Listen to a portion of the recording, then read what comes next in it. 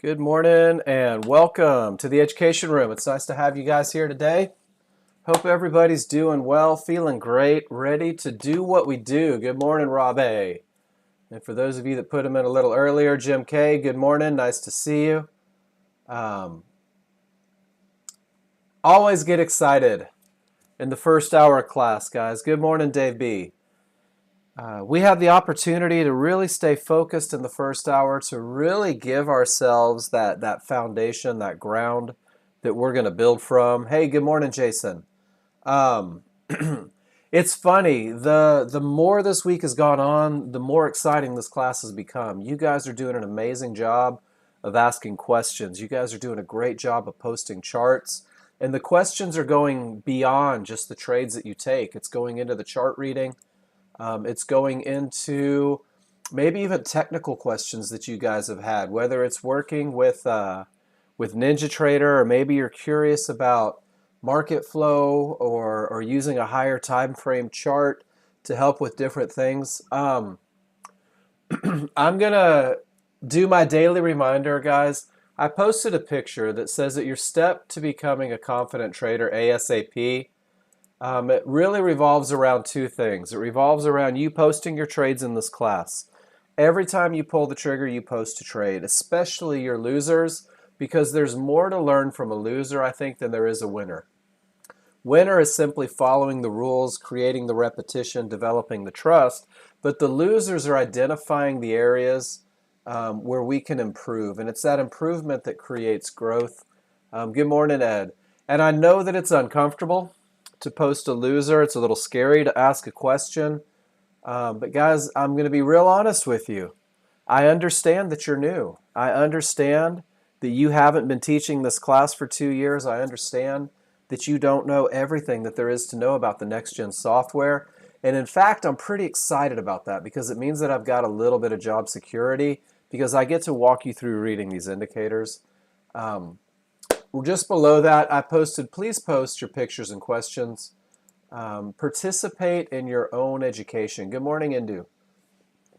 Such a big deal. Guys, if you're sitting at home and you're thinking to yourself, I wish Mark would cover this. I wish Mark would talk more about that, but you don't raise your hand and you don't let me know. Guys, that's not giving me an opportunity to get you where you want to be. Everybody needs something different. Everybody sees things differently. Use your voice, let me know. I'll take good care of you. If I can't take care of your question during class hours, we'll bounce emails. We'll get you taken care of. But please don't suffer in silence. Good morning, Elvis. Nice to see you this morning. Don't sit in the back room wishing that I covered something. Ask me to cover it. The only things that I can't cover are things that I don't understand. And I'll go out and I'll find those answers. But, all right, that's my soapbox this morning.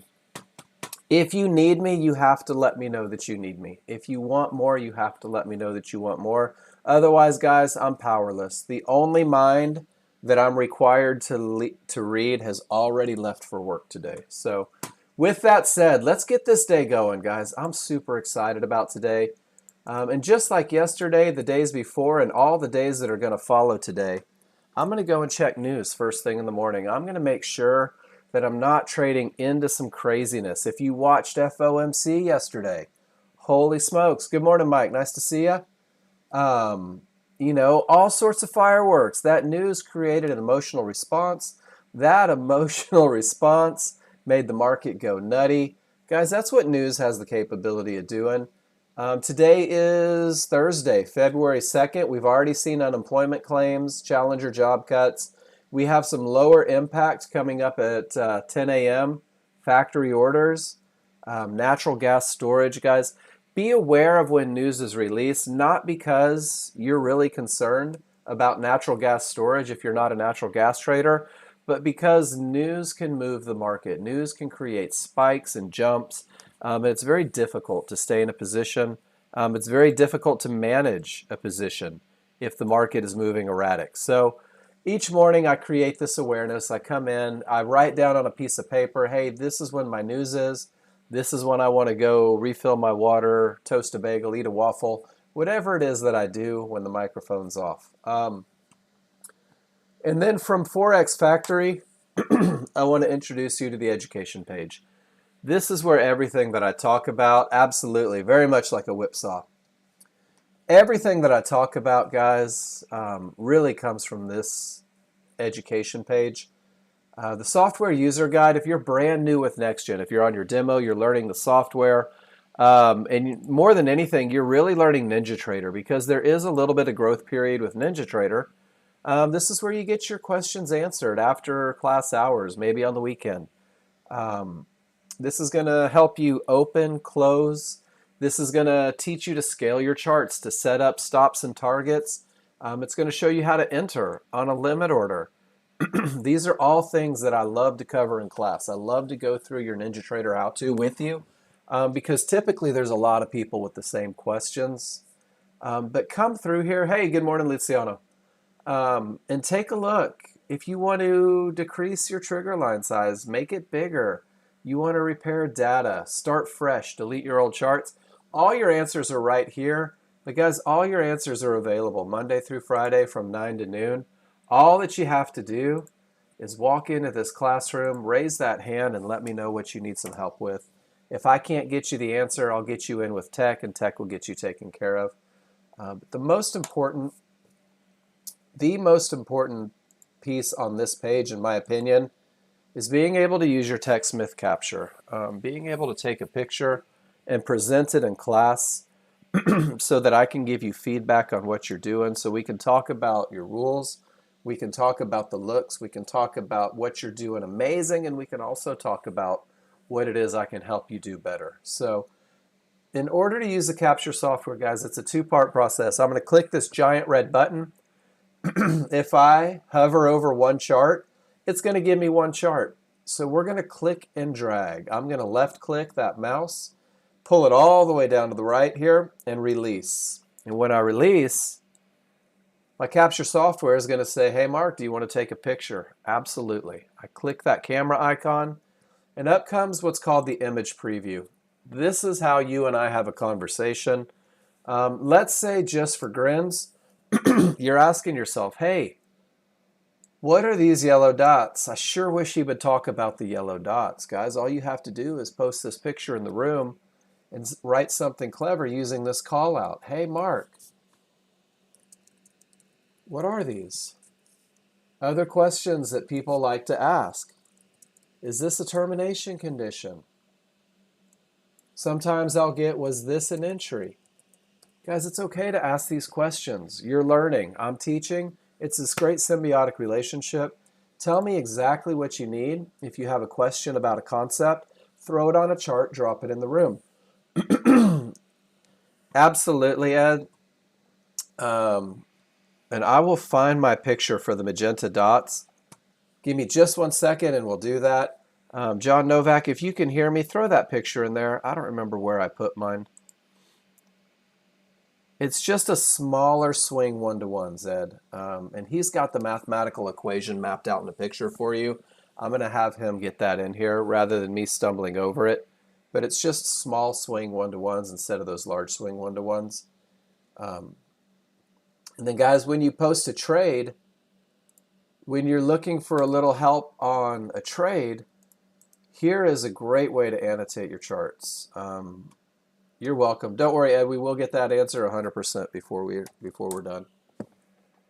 Write your rules on your charts, guys. Talk about your momentum. Talk about nothing in the way. Talk about your entry. Let me know that you understand why you pulled the trigger. And the cool thing is if you have no idea why you pulled the trigger, that's okay too. Tell me that. Go, Mark, I went long because I thought I should go long. Can you help me walk through the process? And we'll do that. Once you have your charts annotated, 2 ways to get it to the room. You can click copy, and it's going to put a copy of this picture on your clipboard, at which point you can just come to the room. If you're in the pop-out, Control-V, otherwise right-click paste, and it's going to post that picture right into the room. The other way to do it, and guys, I prefer this way, is click upload. And when you click upload, Capture is going to give you the screencast link. And this screencast link not only puts the picture in the cloud and allows you to share it by copying the link and posting it in the room. I'm going to do that right below the picture I just did. But a couple other great things happen. You can take that same link and you can come to your trade tracking sheet and you can right click and put that link into the sheet. Click on your insert button and your link button, and now you can paste that link into the address bar like you're going to google.com. Under text to display, you can identify what's happening. Maybe it's rules met, it's a winner, perfect.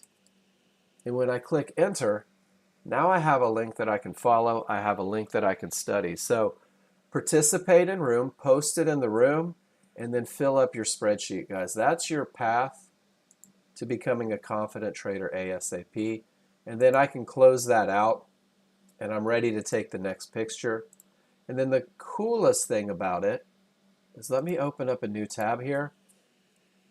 Absolutely. Is every time I take a picture and upload it to Screencast, that picture is going to show up right here in my little digital library. Every picture that I post in Screencast, I can come back and I can look at, I can view it and look at the picture, and then I can also come through. Maybe I want to share a picture that I took last night on Market Replay. I can also share it. So Rob A, let's do it one more time. Let me pull up my capture software. I think I just closed it out. And then once I get that capture software, I know you said just the upload, but I have to take a picture to get you to the upload. And of course, capture software is going a little wonky. I'm going to try it again. It did this to me yesterday as well. Oh, and happy Groundhog Day, guys. Go watch the Bill Murray movie. It'll make you happy.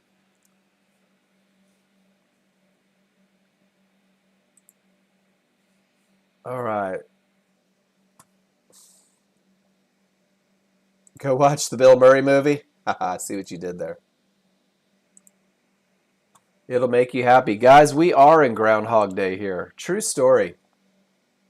Every day we're going to do the same thing and get ourselves exactly where we want to be. Every day we're going to repeat the process. Every day we're going to get ourselves in a position where we can do great things. And guys, my capture software, for whatever reason, isn't showing up. So I'm going to show you, Rob, on Snagit. Haha, and Gary taking a link right out of there. So once you download, and John put the picture but not for capture on there. Oh, it's important. I want to worry about it. Once you capture your picture, you're going to click share or upload, Rob. That's the thing. And then once you click share or upload, that blue button, it's going to give you a Screencast account. What's the word I'm looking for? A URL to get you to the picture. And I'm going to get my capture up. If I have to do it on break and get it going, I'm going to. And once you get that picture, once you upload it, it shows up where you can post it in the room. And I can see it here, and I have absolutely no idea why my capture software is refusing to come about. And I don't see it on any of my desktops. So I'm going to do this real quick because I don't want to lose that lesson because I think it's a good one. Guys, sorry, I'm going to black out real quick. And I'm going to kill that TechSmith capture and end it 100% from my task manager. I'm going to give it a second to marinate, and then I'm going to try and open this thing back up, guys. But these are the great questions. These are what we do in class. These are the best questions you can ask. Here we go. All right, Rob. I'm not the tech guy, but every now and then I can be a little bit savvy. So we're going to capture. I'm just going to take a picture of my 5-1 chart. And then I'm going to click on that capture an image. Once I capture the image, use these tools. Let me know what's going on. Let me know what you see. No worries. And there's two ways to do it. So down here, there's the upload button. Watch this. This is one of the perks of having Snagit and Capture.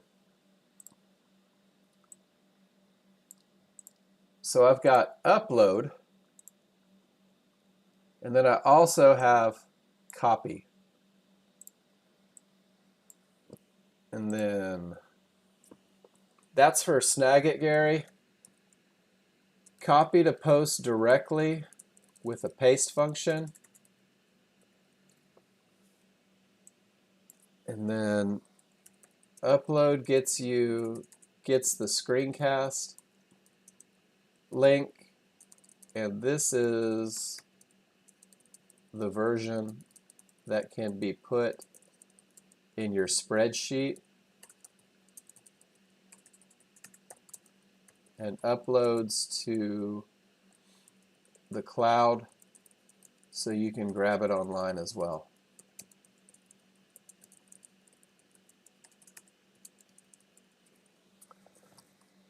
I love Capture software. I'm a big fan of it. I'm a bigger fan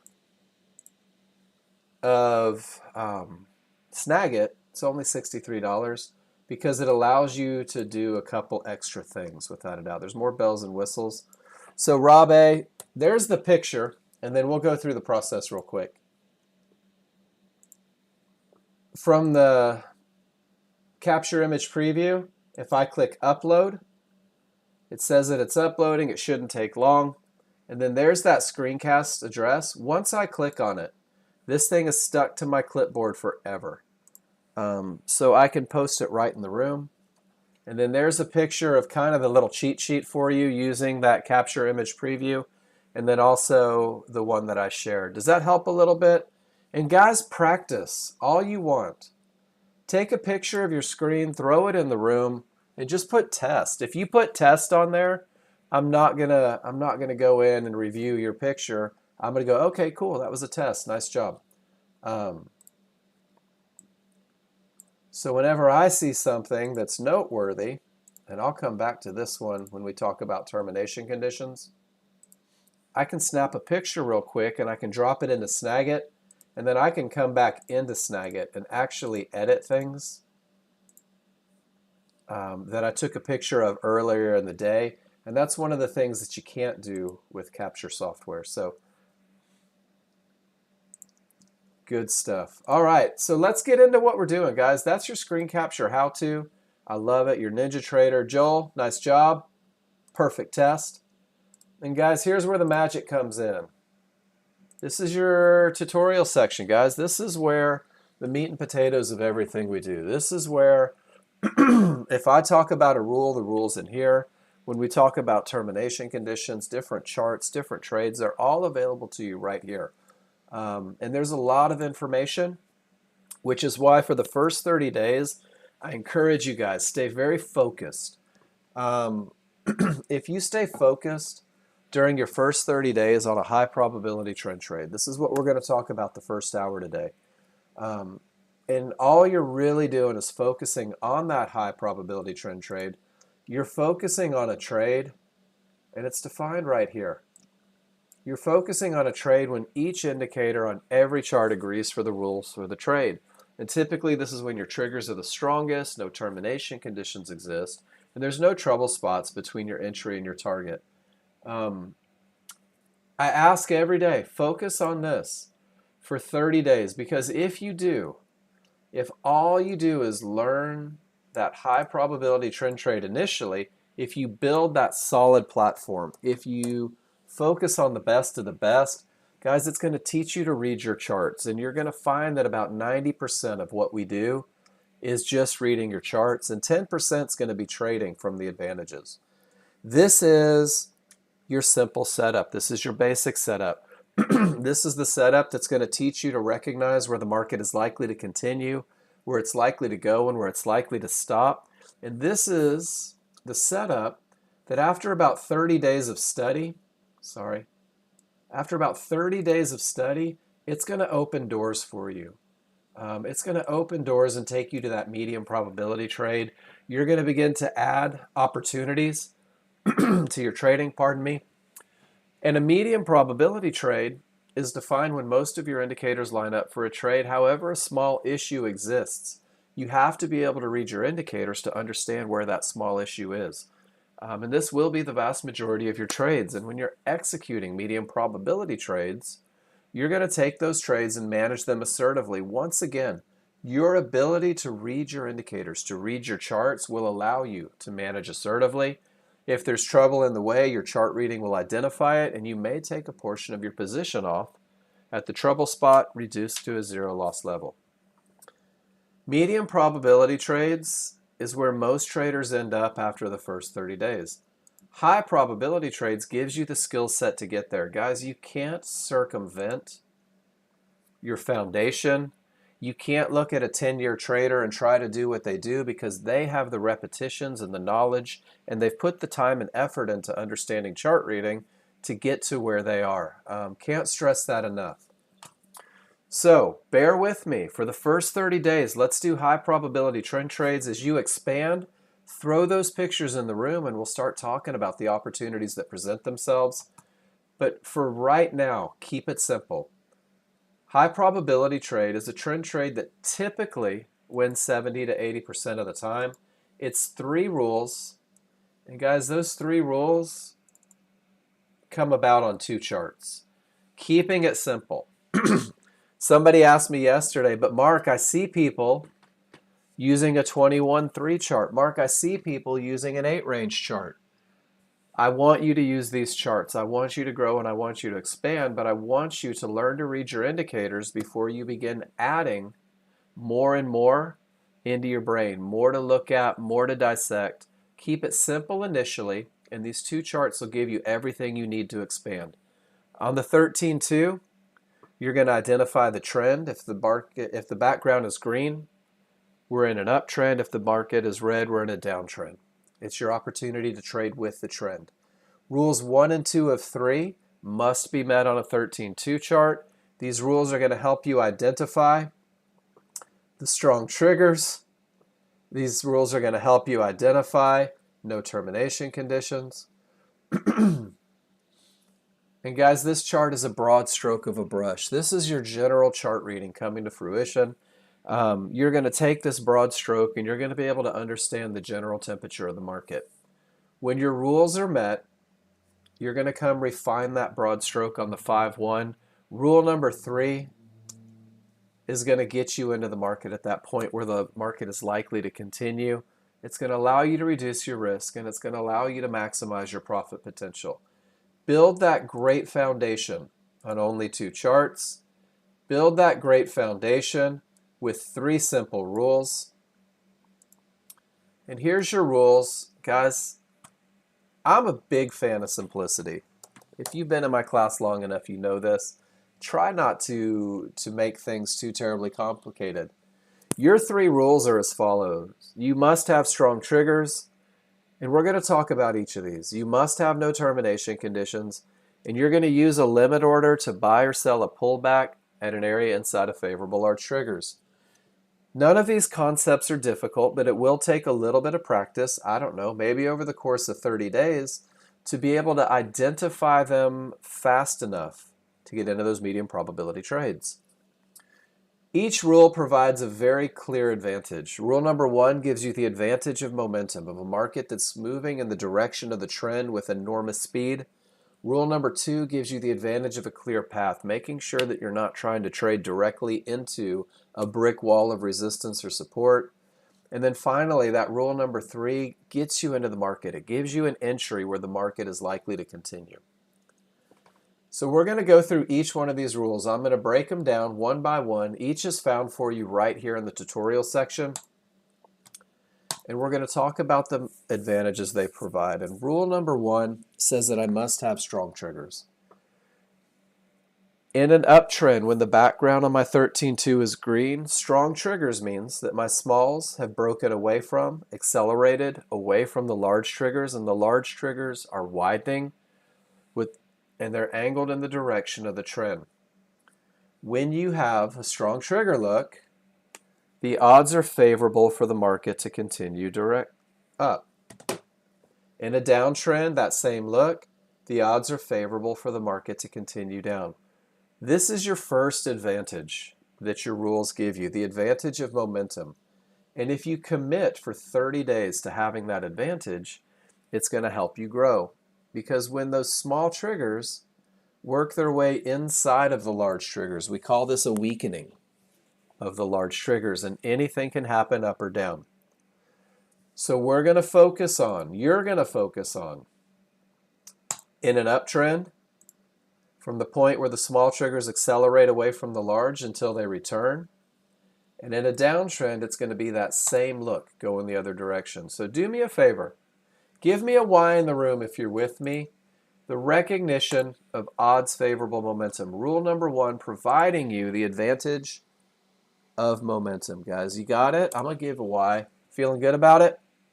Awesome. You're 1/3 of the way through.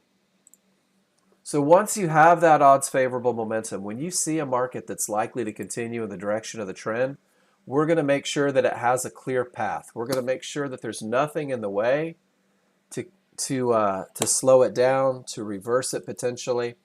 And that's what a termination condition is, guys. These are those areas where the market is likely to stop. It may reverse the market, and it's going to be a simple comparison between an area and your trigger lines. Gary, you don't need to relearn everything. You know all the parts. You just put 100 parts in a bag. Take half of them out. Simplify. Guys, if you're struggling, simplify. If you're not consistently winning trades, simplify. Get to that one trade that wins more than it loses. Recommit to your success. This is what we're doing right now, guys. The areas that may terminate a trend, that may cause a reversal, are blue Fibonacci support, red Fibonacci resistance, yellow 1-to-1 dots. It can be a cyan divergence low line or a magenta divergence high line. A large chart midband if the large triggers are a full bar away, and then guys, any third divergence in the same area. And this phenomenon is going to happen on any time frame. But we're going to look for these areas on the 13-2. So when do we have a termination condition? Quit fighting? I'm old. My fighting days are over, Joel. You guys know that lazy river at MGM? All you have to do is sit in a tube and float for 6 hours, not do a bit of work. Go with the flow, nothing in the way, pina coladas. That's my trading plan. I want it easy, I want it simple, and I don't want to fight a darn thing. I'm not swimming upstream. Identifying a termination condition. You guys ready? It's a 2-part process. Price reaches an area, whether it's support, resistance, 1-to-1s, magenta, high divergence, cyan, low divergence. Price comes down, reaches that area, whether it's a tick off or directly into it or a tick beyond. It's just an area. When price reaches that area, ask yourself, where are the trigger lines? If the price reaches that Fibonacci support, the lines are not below the support, no more trend trades on the small chart. Rule number 2 hasn't been met. You've reached an area likely to stop the market. If the trigger lines don't break, price reached support up here, trigger lines remained above, no more short trades. So far so good, guys? Price reaches the area where the trigger lines, if they haven't broken the area, it's an area that may reverse. The rules say, let the area break. Give yourself the advantage of a clear path. This area of support is considered broken when both the small and the large get to the other side of it. Now support is broken, and you can see that it acts as resistance. And then there's one other look, guys. Let's talk about your first medium probability trade.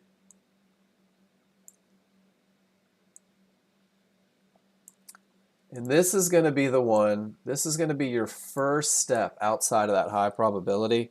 And this is what we call a 50-50 look, guys. And that 50-50 doesn't mean you might win, you might not. All it means is that you are at an area that has the potential to break. And it has the potential to break based on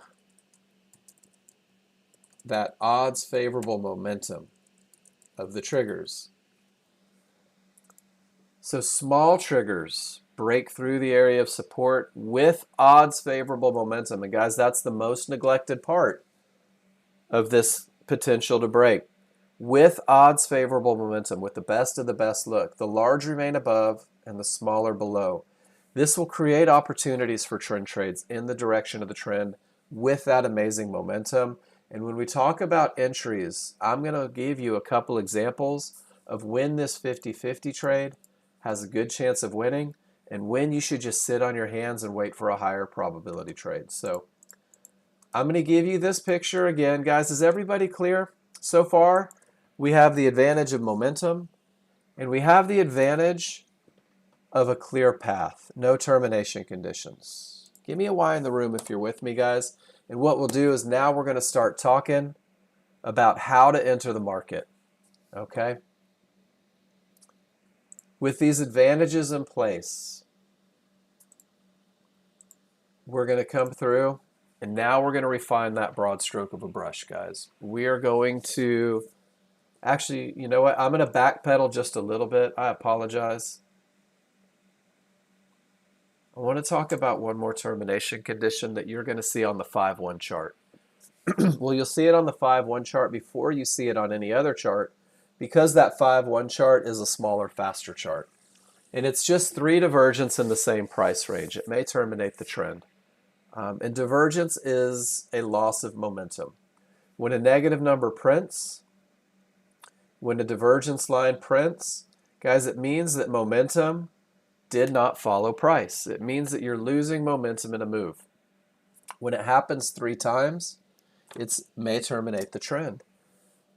When it happens 3 times and your small triggers have worked their way inside of the large triggers, now you have 3 losses of momentum coupled with anything can happen triggers rather than odds favorable. It may terminate the trend. And then it becomes even more powerful if your third pivot, your third divergence, is higher than the previous pivot from a low or lower than the previous pivot from a high. This is a head and shoulders pattern. Not only have you lost momentum 3 times, you've lost momentum and you have anything can happen triggers, which signifies another loss of momentum. And now price can't even exceed the previous pivot with that loss of momentum 3 times over. Guys, this is a very powerful look. And this may terminate the trend. And you're going to see that happen maybe when price doesn't reach an area. When you're looking for that high probability trend trade, multiple divergences may print, and that's going to give you your early warning sign that the market may be reversing, even if it is momentarily. So termination conditions are going to happen all day long. And this termination condition is good right up to the next termination condition. Every time price reaches an area, you're going to go through that calculation. Where are my trigger lines? Every time, where's that picture? Price reaches resistance. Where are the triggers? The triggers are below, no more long trades. Price pulls back to support. Triggers are above, no more short trades. 90% of what we do is reading our indicators. Price comes up. Now we get a second divergence. It's a pivot stop out. Price has exceeded that divergence high, comes back below, and then it creates a full reversal and gives you odds favorable momentum. And guys, this is a strong top. When you hear that phrase strong top, it's a termination condition that creates a full reversal. Same thing from the bottom. It's a termination condition that creates a full reversal. There's that odds favorable momentum. And guys, there's that potential entry for that highest probability trend trade. All right, so the advantage of momentum, the advantage of a clear path. So now, because rules 1 and 2 are met, I turn my attention to the 5-1, and this is going to be my look. I'm going to focus my attention on the 5-1 large triggers. If they're up, if they're strong, and if they're at an area, Fibonacci support or resistance, 1-to-1s, or a mid-band, it's almost time to take a trade. I'm watching the areas, I'm watching the triggers, and rule number 3 says, I'm going to use a limit order. I'm going to wait for the market to come to me. And I'm going to use a limit order to buy or sell a pullback at an area inside of favorable large triggers, guys. And this pullback begins with a reversal bar on the 5-1. When everything is going up, we can enter the market at the area where it's likely to continue by waiting for a small retracement in price that's counter to the underlying trend.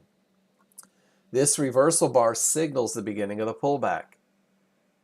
So I'm going to come down to my areas once again, fibs, midbands, 1-to-1s, and I'm going to identify the areas inside of favorable large triggers that are wide, angled in the direction of the trend. This creates a window of opportunity, the area where the market is most likely to continue. Because of the momentum on the 13.2, I'm going to activate a limit order right at the top of that window, guys. I'm going to wait for the market to come to me. When the market comes to me, or if it comes to me, because I don't control that, if it pulls back to that 79.21 area, I'm in a long position. I waited for the retracement, and my initial stop will go below the window of opportunity. It'll go where the market shouldn't. If the market does work its way all the way through that window, well, I want to be out of that trade because I've lost my advantage. But I'll take this trade 1,000 out of 1,000 times, guys, because I have the advantage of momentum on the 13.2, because I have the advantage of a clear path, and because I waited patiently for the pullback to the area inside of favorable large triggers. And guys, with this highest probability trend trade, typically 70 to 80%, this is my result. This is your foundation. This is your first trade to get you to the next trades. This is your first trade to teach you to understand momentum and trigger look. This is your first trade to help you understand termination conditions when there's trouble in the way. And this is the first look to teach you to identify areas for entry. So give me a Y in the room if you're with me. If you're committed to building this great foundation so that you can move on and grow with the software, because guys, that's the plan each and every day. And if you start with this simple approach, you'll be able to add other charts if you wish, because the reality is that momentum is momentum on any chart. This 5-1 entry chart has odds favorable momentum. Areas are areas on any chart. Fibs, midbands, and 1-to-1s are the same. So the only thing that you'll be doing if you choose to add other charts is just adjusting the time frame at which you recognize the pattern that gets you to this entry. And this is what we're going to do, guys, for 30 days. And at the end of that 30 days, you're going to spread your wings and fly, but you have to get that foundation. So if you're sitting on the sidelines right now and you're saying to yourself, man, I'm scrambling, I'm not consistent, I'm not doing what I should be doing, I'm not making the money that I believe I should be making, I'm going to ask you, have you created a plan? Have you identified the absolute best of the best? Have you committed to the best of the best? Have you put pencil to paper? Guys, this is the first step in success, is writing down exactly what it's going to take to get you into the market, personalizing it. My trade is the high probability trend trade. And I'm going to use a checklist to identify my absolute best of the best entry point. And guys, because I don't keep secrets, I'm going to give you a copy of that checklist, the same one that I have printed out on my desktop if I'm following this plan. And I personalize it and I use a possessive voice. My trade is the high probability trend trade. In order to take the trade, the conditions of this checklist must be met. Is there a termination condition creating a reversal? Do I have odds favorable momentum, no termination conditions, and an area for entry inside of favorable large triggers? If you need help with any of these concepts, this is your opportunity to raise your hand, because I'll cover these for 3 hours if I need to. All I'm doing is identifying the best of the best. And then I'm going to take pictures of exactly what the best of the best look like. I'm not only going to put those pictures into my tracking sheet so I can create a library of what it's going to take to get me in the market, but I'm also going to put a couple of those pictures right into my plan so there is zero mistake about what it's going to take to get me into a trade. And if I click that link, this trade has strong trigger lines. This trade has no termination conditions, and this trade had a pullback directly to an area of resistance inside of favorable large triggers. All I'm doing is working on entries, guys. All I'm doing is finding out when it's appropriate to activate a limit order. As I move to the medium probability, maybe I go for those 50-50 trades. I have to put an amendment into my plan. Situational exceptions on 50-50 trades. I don't want divergence present. I don't want a loss of momentum going into an area with the potential to break.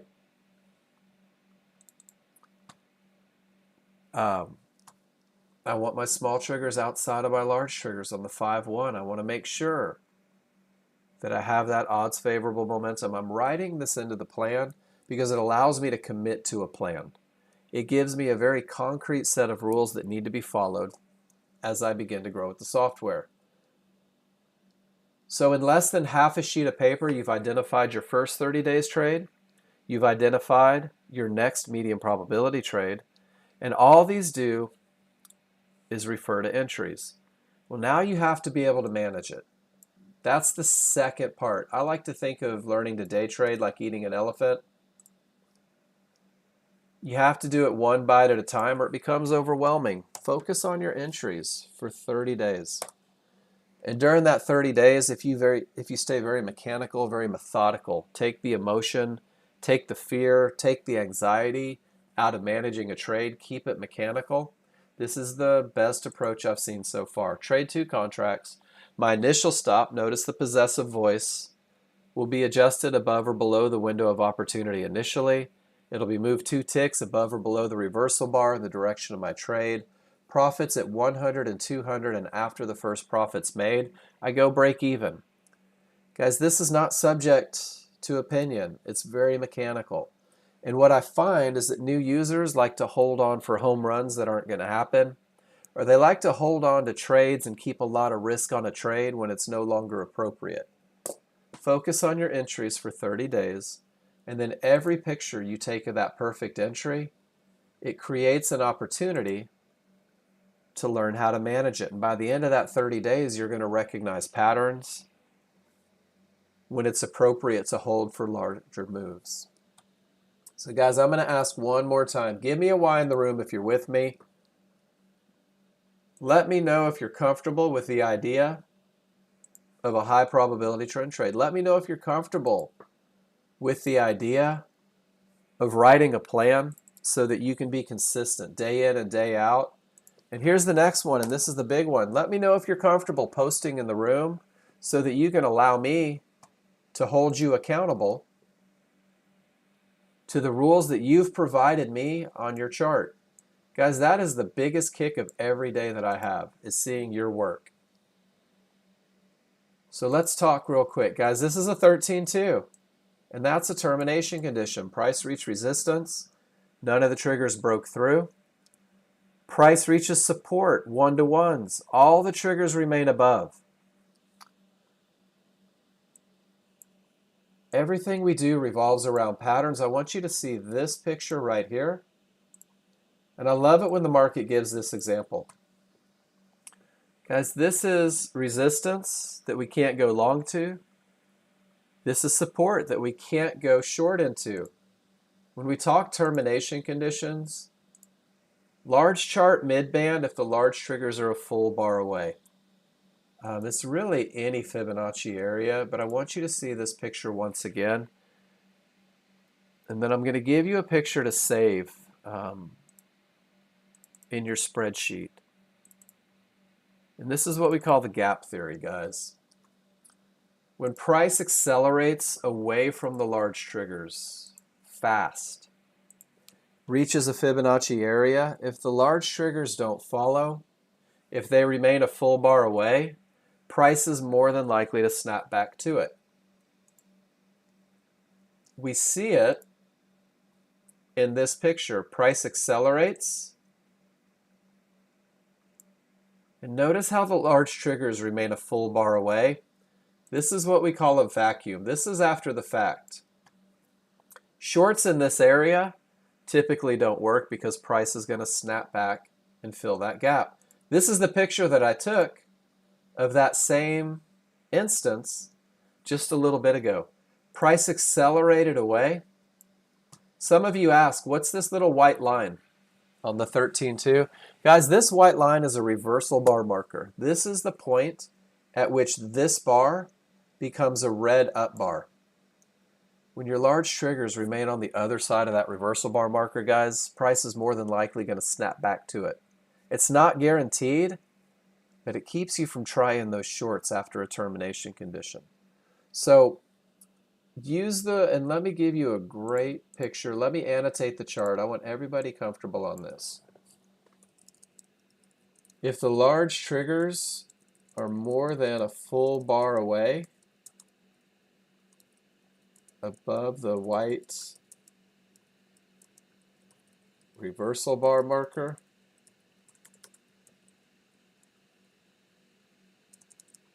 it acts as a vacuum, pulling price back to those triggers.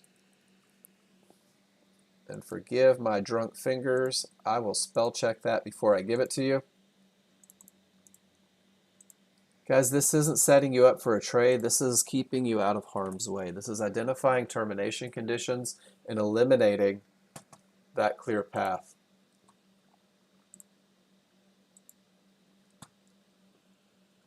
Sometimes the market is full of opportunities. Sometimes you have to sit on your hands. Rob, can you take a picture for me? Show me what you were looking at. I love the timestamps, Rob, but if you go back and show me a picture, and guys, this is why I cover that first thing, because at 8:31, I have odds favorable momentum to the upside, Rob. There's my timestamp, 8:31. Yeah, post up. Let's take a look at it. And guys, that's the second part of what we do. We talk about rules, we talk about formulating a plan, and then we're going to go back and I'm going to start looking at everything that you guys have done. So I'm going to scroll up to the beginning of the day, and we're going to start looking at the pictures that you guys posted. But I'm going to ask one more time, and I'm going to do this a lot today. If you have a question about anything that I've talked about so far, whether it's momentum, termination conditions, taking a picture, using a spreadsheet, entering a trade, guys, this is your opportunity to use your voice. This is your opportunity to ask that question, to get clarity. And one of the things that I do sometimes, guys, is I tell stories. Jose, let's look at what you did. But I've got a story for you guys, and I hope that it helps a little bit. All right, Jose, you said you had a good top, right? Termination condition creates a full reversal. With the momentum, tells me that the termination condition might not stop the trend. All right, guys, I'm going to take a picture real quick because there's two things, and there's a decision that has to be made here, right? The first decision has to be made is, are you going to create a set of rules, and are you going to follow those rules? And are you going to follow those rules to the letter? Because what Jose did on his chart, and I love the way you annotated this, Jose. Jose, you said it's a termination condition, but it might not stop the trend. There's momentum, but it's a termination condition. It might not stop the trend, which means that you willingly gave away the advantage of a clear path, right? You said to yourself, you said, I know that this may reverse the market, but I want to go short anyway, and I did it, and it didn't work out for you so much. You got a little jumpy. You didn't even wait for the area of resistance inside with all of that momentum. It's okay, though, Jose, because we all do this. This was my Achilles heel for quite a while. I love trading into areas hoping that they broke. A little clue on your 5-1 is your small triggers even on your 5-1 chart couldn't get through that area, Jose. Rule number 2 keeps you out of this trade. Let me find my checklist, guys. That same checklist that I put in the room. See all these pictures I take? I hope you're taking this many pictures. Repetition breeds confidence. All right, guys. So here is my checklist. If I put it on Jose's chart, this is how you're going to police yourself. This is why we write rules. Is the market coming from a good top? Jose identified absolutely. Odds favorable momentum without question. But then termination conditions were present. The hardest thing for a user to do, the hardest thing for a trader to do, is for you to say, my rules aren't met, no trade. If you get out of the mindset, and Jose, I'm not beating you up. This is a lesson for everybody, and this is me talking loud enough for me to hear it as well. There's only two choices, right? Either rules met or rules not met. Everything else is opinion. Everything else is hope, it's wanting, it's hoping, it's praying. It's creating this desire for the market to do what the market typically doesn't do. So let's go rules met, especially in that first 30 days. As you grow with the software, you'll know when it's okay to bend those rules. And there will be instances where you can. Luciano, the software or the reversal bar is simply the point at where this up bar becomes a down bar. So you'll see it on your 5-1 chart. 4165 is where this down bar becomes an up bar. If you're looking at your 13.2, 4169 is where, well, it moved a lot, is where this bar would become a reversal bar. Does that make sense? It's pretty simple. How do we use it? On your 5-1, you'll begin using it. Maybe if there's a divergence potential and you need to take an exit if divergence is true, 2 ticks above this reversal bar is where that divergence will either print or not print. We get 3 bars and it doesn't print. And then the way you'll use it on that larger chart, Luciano, is when price accelerates away from those large triggers. See that reversal bar marker below the large? It means that there's room for a full bar to come back and print before it reaches those triggers, which means that everything down here is likely to stop the market and you don't want to trade directly into it. Does that help a little bit? 4164 is the price at which this bar will become a down bar. So you can kind of identify that. What's it going to take to get me a reversal bar so I can move my stop? There it is. It hit it, and there's that red bar. And now that we have red bars, that reversal bar marker will show up above, letting us know where that next up bar will be. Cool. Great question. I like it. And Gary, the gap theory, I saw your question. You say it's always on the 13.2 chart? Not necessarily. You'll see it on the 13.2 chart regarding termination conditions, right? When price doesn't follow. But doesn't it happen on the 5-1 as well? When price accelerates away from those large triggers on the 5-1, let's go back to the manual here and look at your entries. What has to happen for the best of the best entry? Price pulls back to an area inside of those favorable large triggers. Price snaps back to those large triggers after it pulls away with all that momentum. Guys, that same concept on the 5-1 is what gives you your best of the best entries. That's why we wait for the pullback. Price is likely to close that gap. Just like price is likely to close that gap on the 13.2, on the 21, on the 34, on the 8 range, on the 34 range. This becomes a pattern that you can use to develop entries. It's also a pattern that you can use to avoid getting in where maybe you shouldn't. Great questions this morning, guys. I appreciate them. I do believe we are 5 minutes out from a little medium impact news. I'm going to come back and take a look. Let's see what we have on the next one. Let me get, and you know what, Rob? I just saw your picture again about the magenta dots.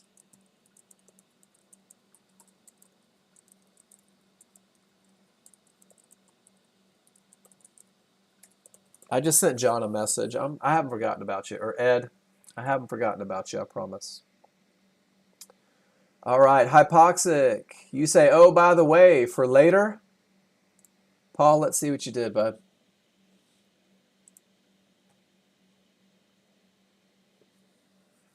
Hypoxic's been spending a little time recognizing patterns, um, trading into a termination condition without a doubt, right?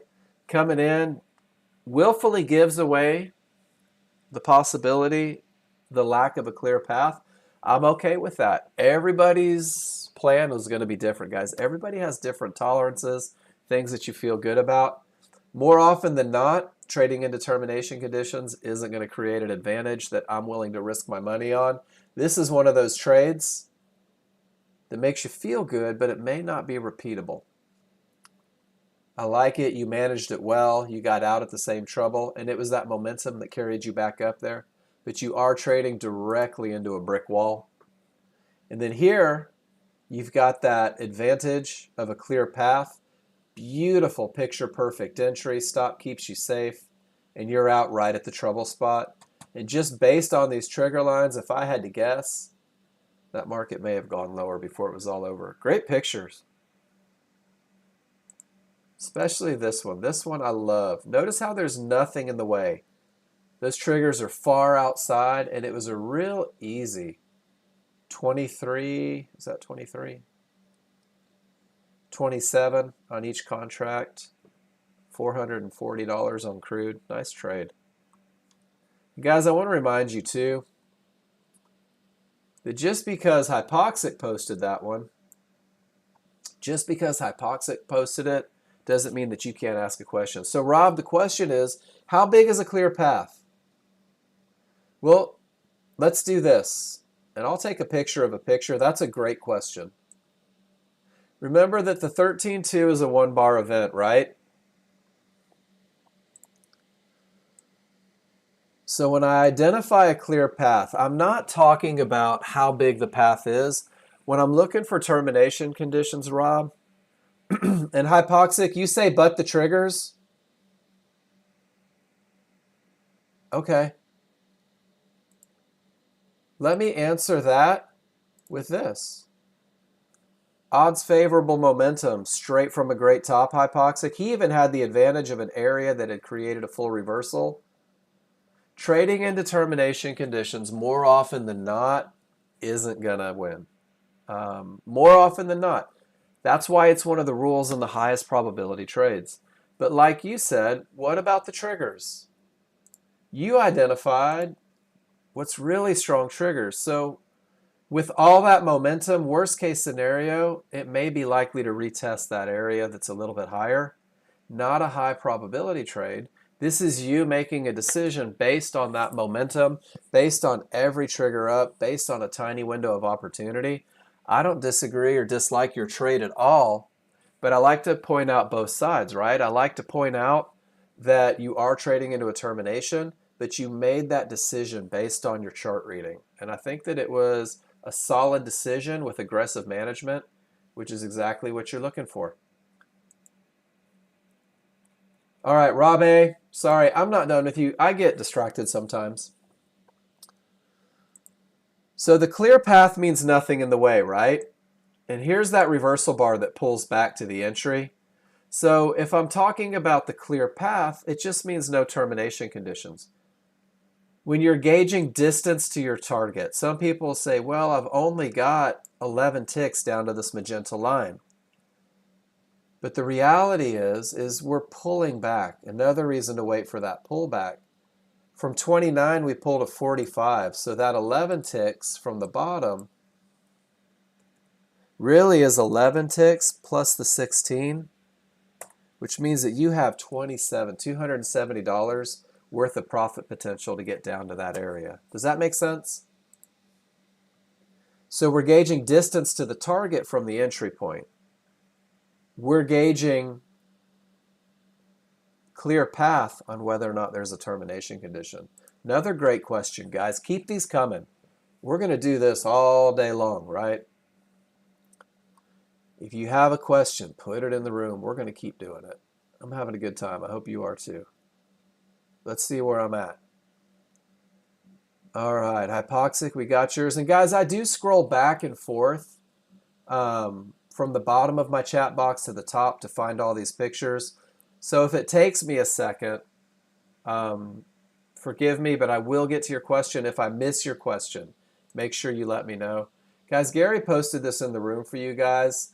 This is in the software user guide. If you're using Snagit, every time you take a trade, you can click and drag that high probability trend trade checklist right on it. And this becomes a great way of beginning to police yourself. It puts your conditions right in place. You can go back, make sure that you're good. Snagit will do that at $63. Otherwise, if you're not using Snagit, make sure that you're writing your rules on the chart. Let me know what you did.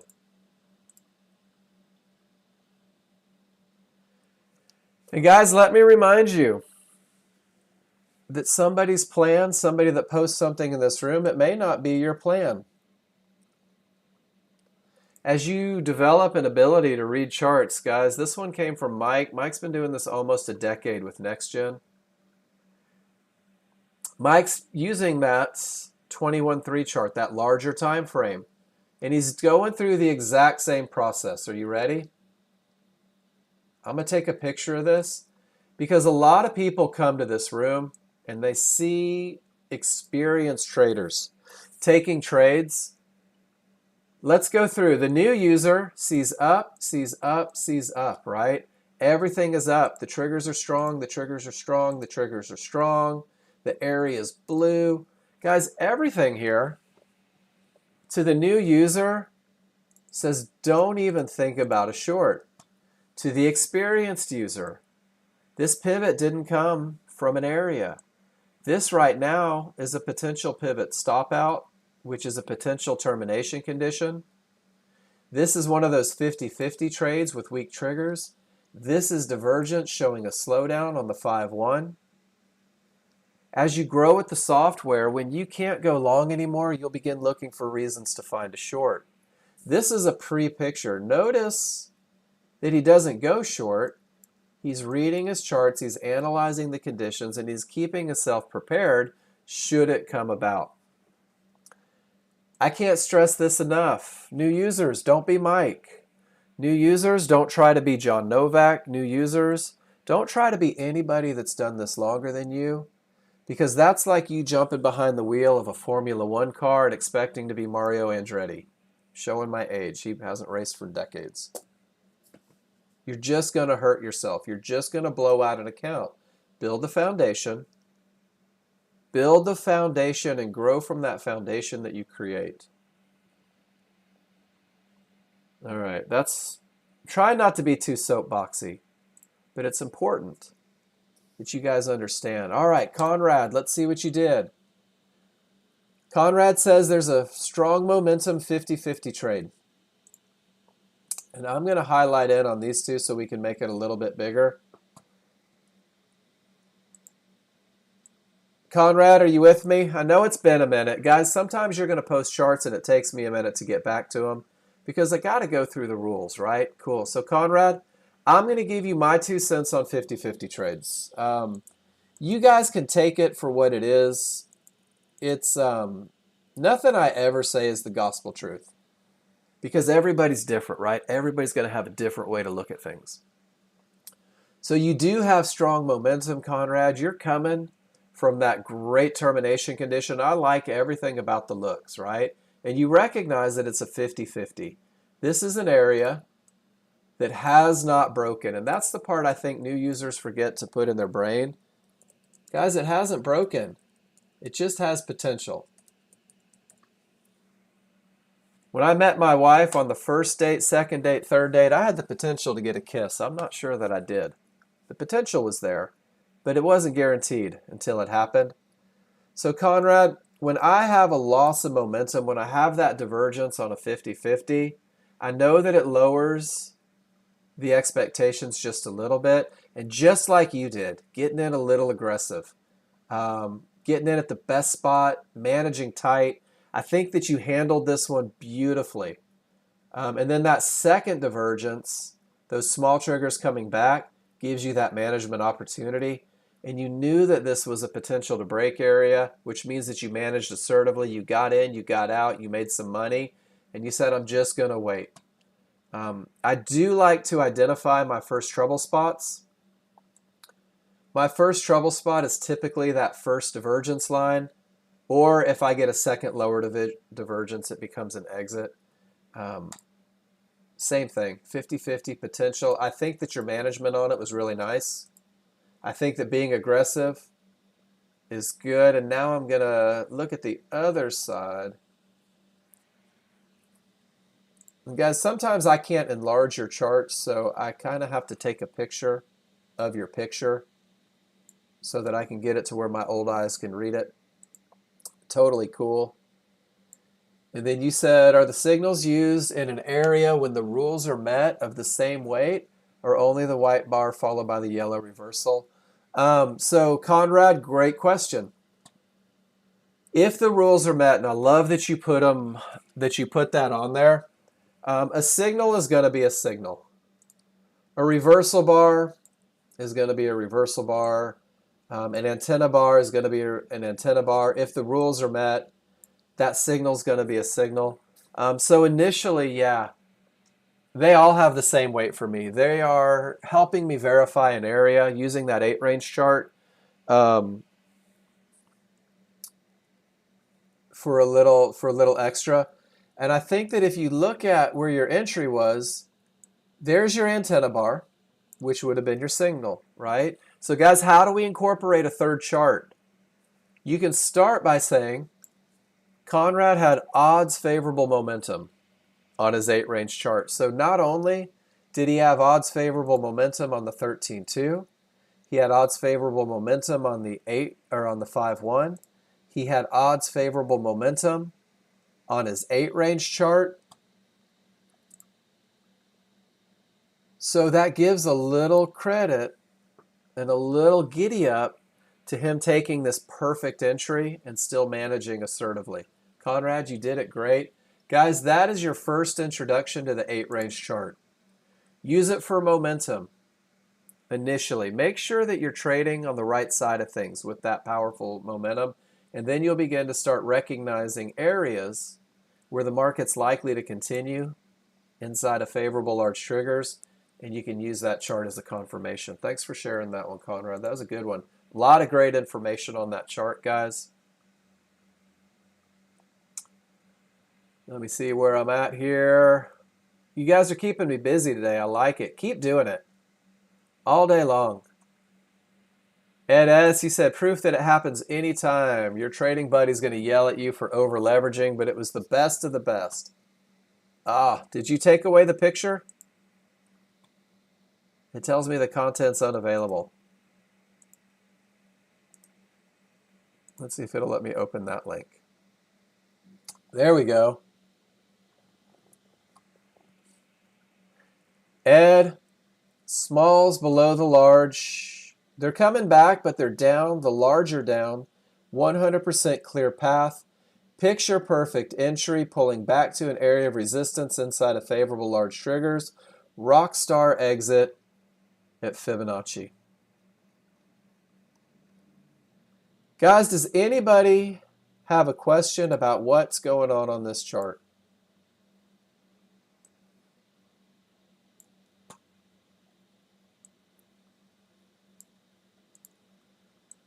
One small is out. It's not the best of the best look, but we still have momentum down. There's absolutely nothing in the way. The area where the market is likely to continue is picture perfect, and the exit is right there at Fibonacci support. What a beautiful trade.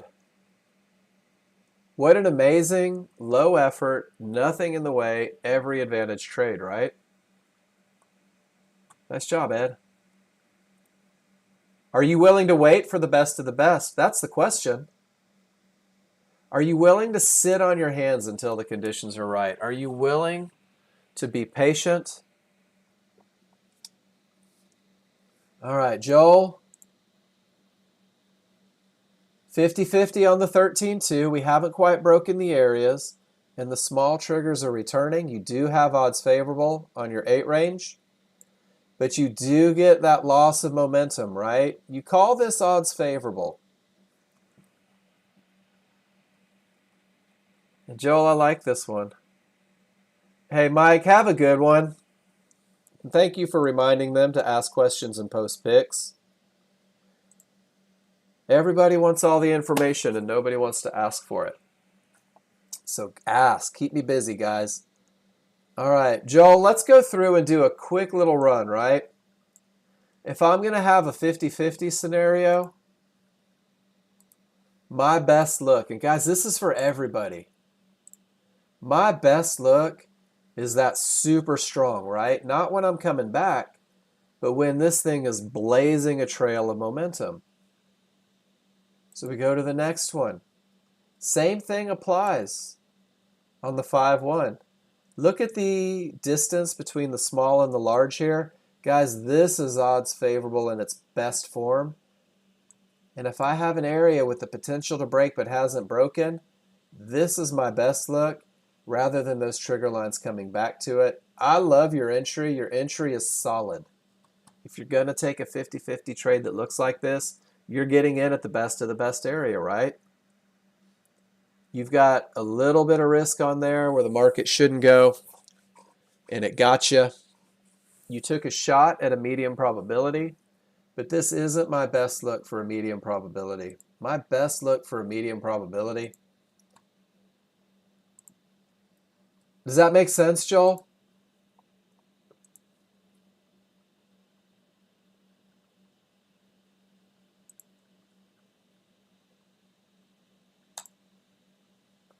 This is your absolute best scenario on any trend trade. No divergence, smalls well outside of the large, tiny little window of opportunity. Guys, this is my standard right here. This is the gold standard for me. To get me in a 50-50 trade, my 5-1 chart has to look exactly like that. If it doesn't, I'm willing to let it go without me. And that's weird to a lot of people. But Mark, what if it goes? All right. I'm not willing to give away that many advantages. Great picture, Joel. Good lessons in that one as well. NG time. Let's see what you got. Whoops. I just gave you a thumbs up, I think, inadvertently, but I meant to open the link. Here's that same one, right? Smalls are breaking through. It's a 50-50 trade. And here we see no divergence. I'm going to figure out how to make those bigger, but let's take a look.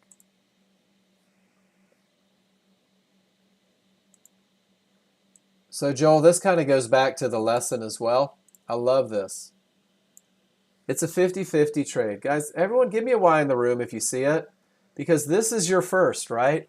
This is your first medium probability trade, and I think NG gave us the best look, the best case scenario.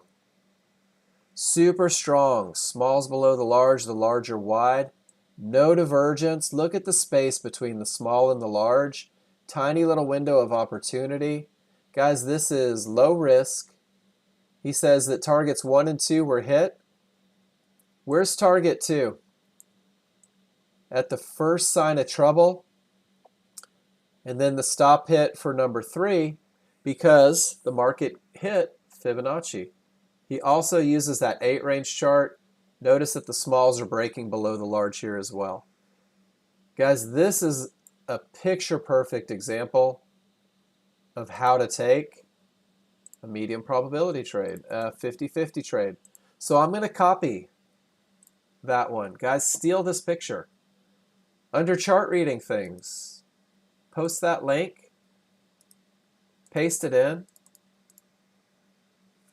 and let's call it perfect 50-50 entry conditions. Study it.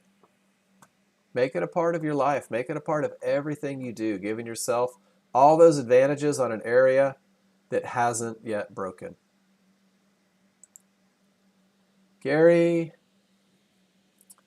anything can happen triggers, slow down, smalls inside. You take that lower area, you did get a market flow signal, but it's just losing steam, so you manage aggressively. Nice job. Gave away the advantage of momentum, so you took it from an area and managed assertively. Picture perfect, Gary. And then Earl, let's see what you've got here. This is your 13-2. Termination condition and determination and determination and determination. So what's happened here, Earl, is it's kind of identified a market that's consolidating. You've got flat synthetic triggers. It's not lending a lot to the trade, and you're kind of jumping in, but you're saying to yourself, I'm not going to play around. When I hit one of these edges that have been holding, it's time for profit. So I like the way you handled that one.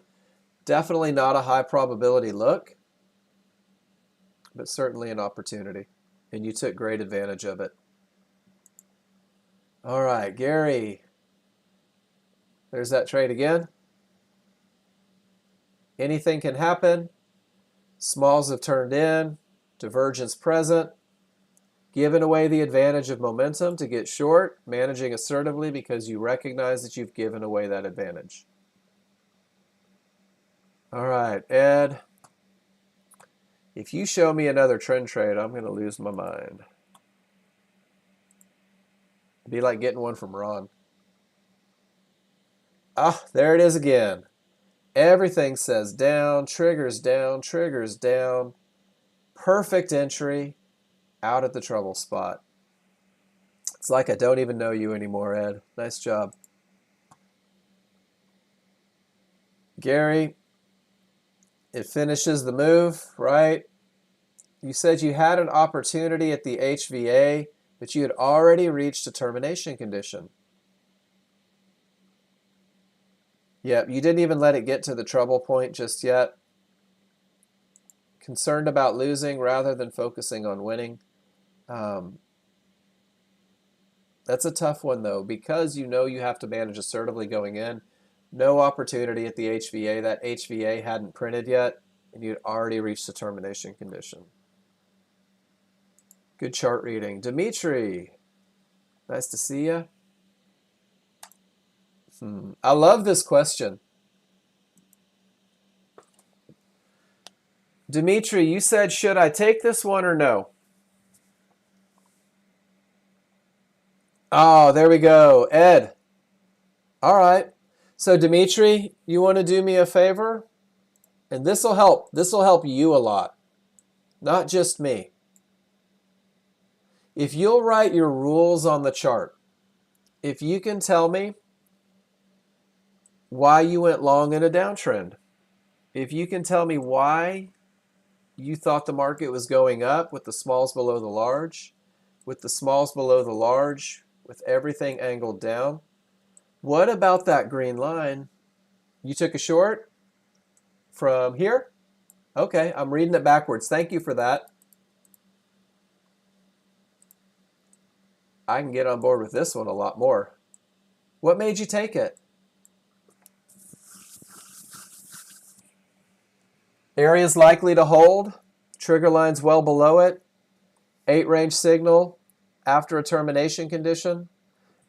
Dimitri, I can get on board with it if you have rules for it. And one of the questions, Hypoxic, I certainly will. One of the questions that I can never answer for you guys is, should I take it? Should I take a trade? Guys, the only answer I can give you is, are your rules met? So Dimitri, do you have rules for this trade?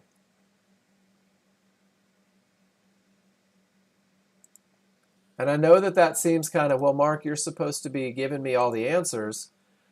There's a million ways to trade, guys. There's a million ways to see things. And I always like to put it back on you. I don't have rules for this trade, Dimitri. I don't have a set of rules that say that this is an entry for me. This is more of an edge trade. This is taking, let's see where the timestamp was, 7:06-ish. This is more taking a market that suggests that it may be going down more, but it had already reached a termination condition, right? And the trigger lines are facing up. It becomes a difficult look for me personally. But if you turn that question into here's why I did it, Dimitri, then I get the opportunity to maybe learn something and I begin to recognize what you're doing. And then you and I get to work together, hopefully to help you kind of get to where you want to be and get that consistency.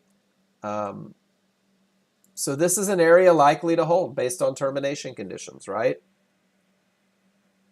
I can see that. But you take your entry before the signal prints. As everything is going up. I could probably study this and write a set of rules that make sense. I don't know that it's repeatable. I love the picture though, because this is, if nothing else, termination conditions. And if you can't go long, go short. John teaches this on the 8-range chart video. Can you, okay. Well, I guess I'm gonna have to re-watch that video and make sure that I'm not missing something. And I don't doubt it because he's brilliant. And he sees a lot of opportunities on YouTube. No worries at all. But if you'll just do me a favor, if you'll write your rules on there, hey, this is what I see, this is why I got in, it helps me out a little bit. Cool. Thanks, Dimitri. And thank you for sharing. I appreciate that.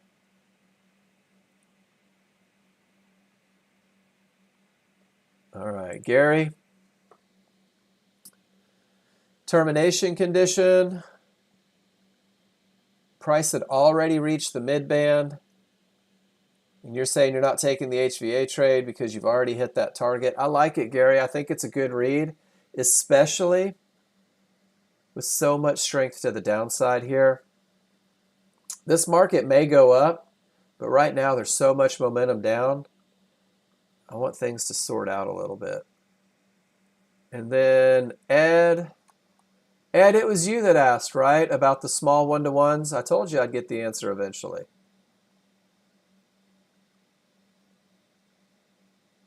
Sorry, guys.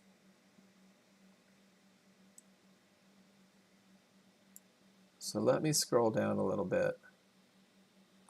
All right, guys, those purple one-to-ones that you guys are seeing that you're wondering about. It's a small swing one-to-ones. They measure the distance on this smaller chart, these smaller swings. A to B and ADD, the distance to C, in order to project 100% in the future. Useful for entry and exit levels.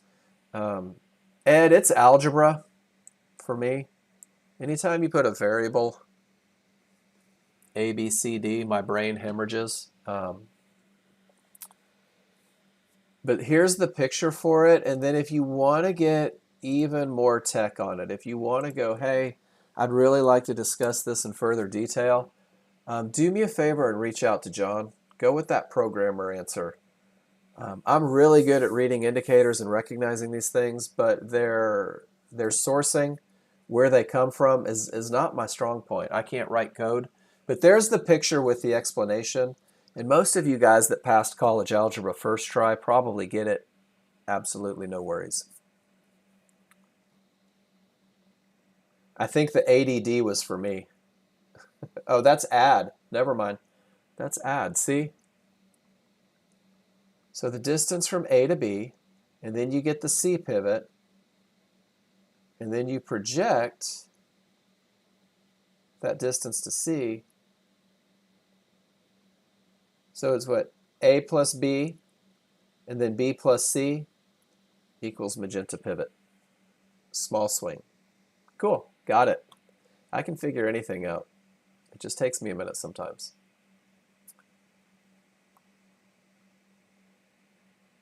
All right, hypoxic, I'm still going to get to you. I'm going to let that market flow, we'll go into it in pretty good depth.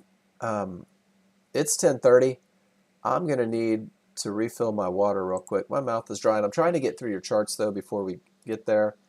Ed, let's see what you did here. Ed taking that momentum trade. I love it. Everything says up. Everything is strong. Not a high probability trend trade, but you clear your areas and you take quick profits on the way up. Ed, nice job.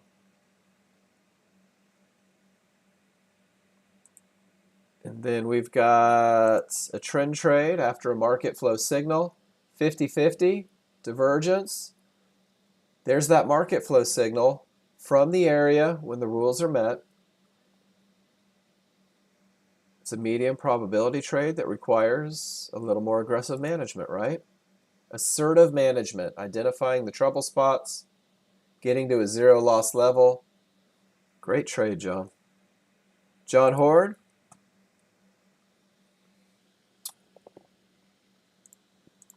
Let me see. The market headed up and momentum present with smalls inside large triggers. First trade stopped out, but persisted, took second opportunity with odds favorable momentum. Double bottom on divergence gave you confidence that it would continue. So you're really just taking a momentum style trade, right? The first one, you're in right above, looking for that pullback, and it stops out, low tick. And you said, I still have smalls outside of the large, everything up. Everything suggests the momentum is in favor. And then it's that one where it does what it's going to do, you hop back in and make some money. John, little unorthodox, but good looking trade. Using momentum, reading those indicators, creating and identifying advantages. And then Ed S. loves that same approach. Let it clear with momentum, make that money. Nice trade. Remember, guys, there are no wrong plans. 50-50 with divergence. Oh, hit the wrong button. Let the trade run just to see if your chart reading was correct.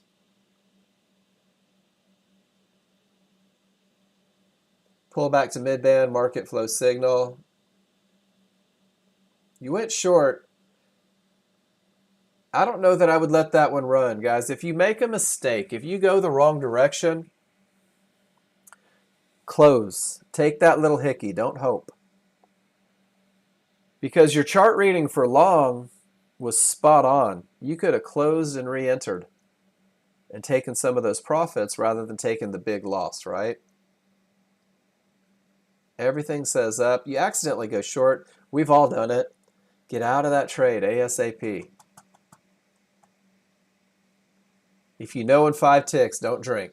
Don't dream. Absolutely. All right, guys. I'm going to take a little break. I'm going to fill up my water real quick. Rob A., we'll start with you when I get back. I'm going to leave the S&P up for you. And then hypoxic. After Rob A's chart, we're going to look at some market flow stuff. So hypoxic, rather than me just trying to recite everything that's in here, if you have a specific question, let me know. But what I will do is I'll go through a couple of the ideas that I think are really important for new users as you grow with the market flow. And then we'll work from there and identify any questions that you guys have. Guys, I'll be back in just a minute. Sorry, I don't usually run over 30 minutes, first hour and a half, but this is a great class. You guys are asking great questions, and I hope you're getting what you need out of it. If you're not, post your pics or questions in the class, guys. I'll be back in just a minute. You got it, hypoxic.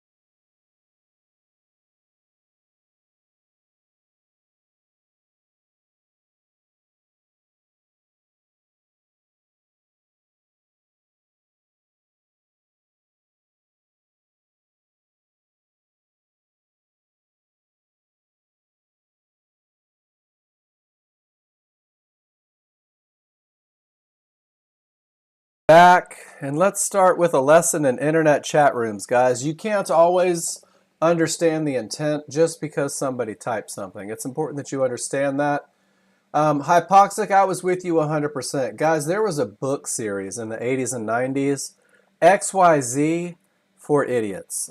Whether it was baking, whether it was cleaning, whether it was sewing, whether it was, I don't know, bartending, it doesn't matter.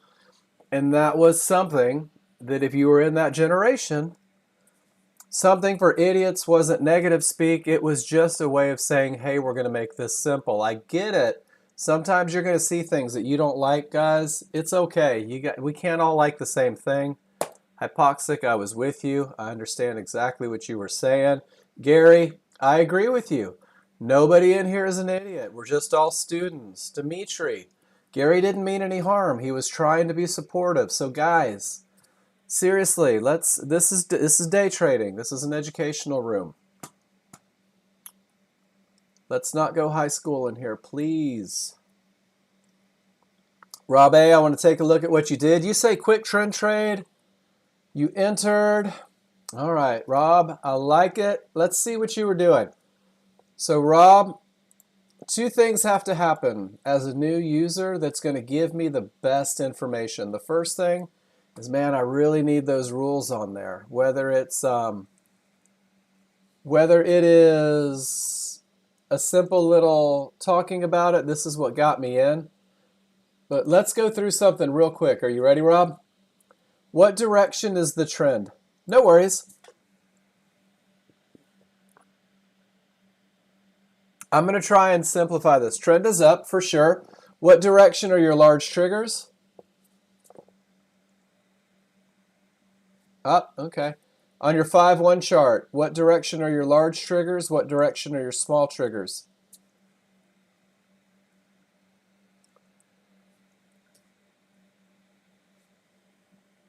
And you know what's awesome is I used to take this trade too. Yeah, so Rob, we're fighting the trend, we're fighting the triggers, and really going short into support that just held that all the triggers are up. And this is really common, and this is why chart reading is so important, I think. Going through it and kind of audibly saying to yourself, what direction is my trend? Okay, I'm only going to look for trend trades that direction. Awesome, good job. What you've done is you've just gone counter trend. And there is a place in trading for that. There's people that are very, very good at it. And the previous high was 41.76 earlier,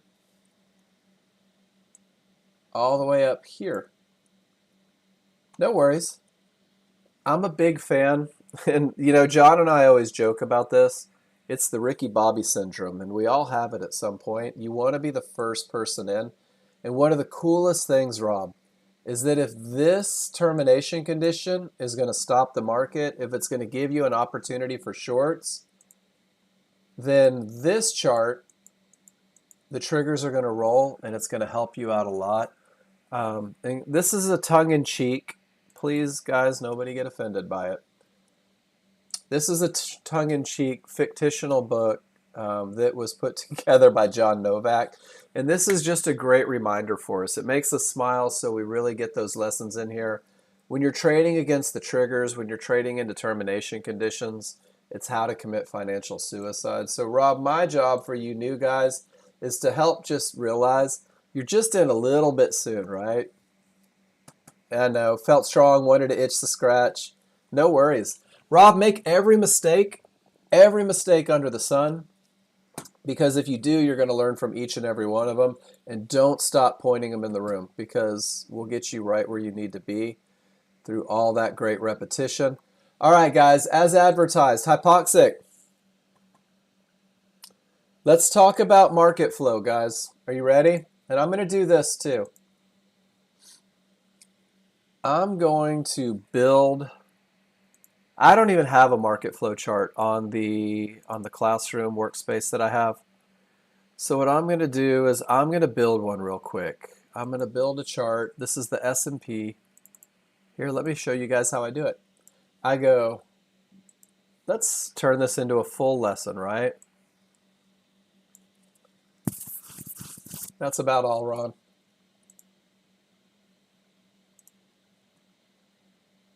Oops. So guys, let's build an 8-range chart. I'm going to go File, New Chart. Okay. This is the S&P 323.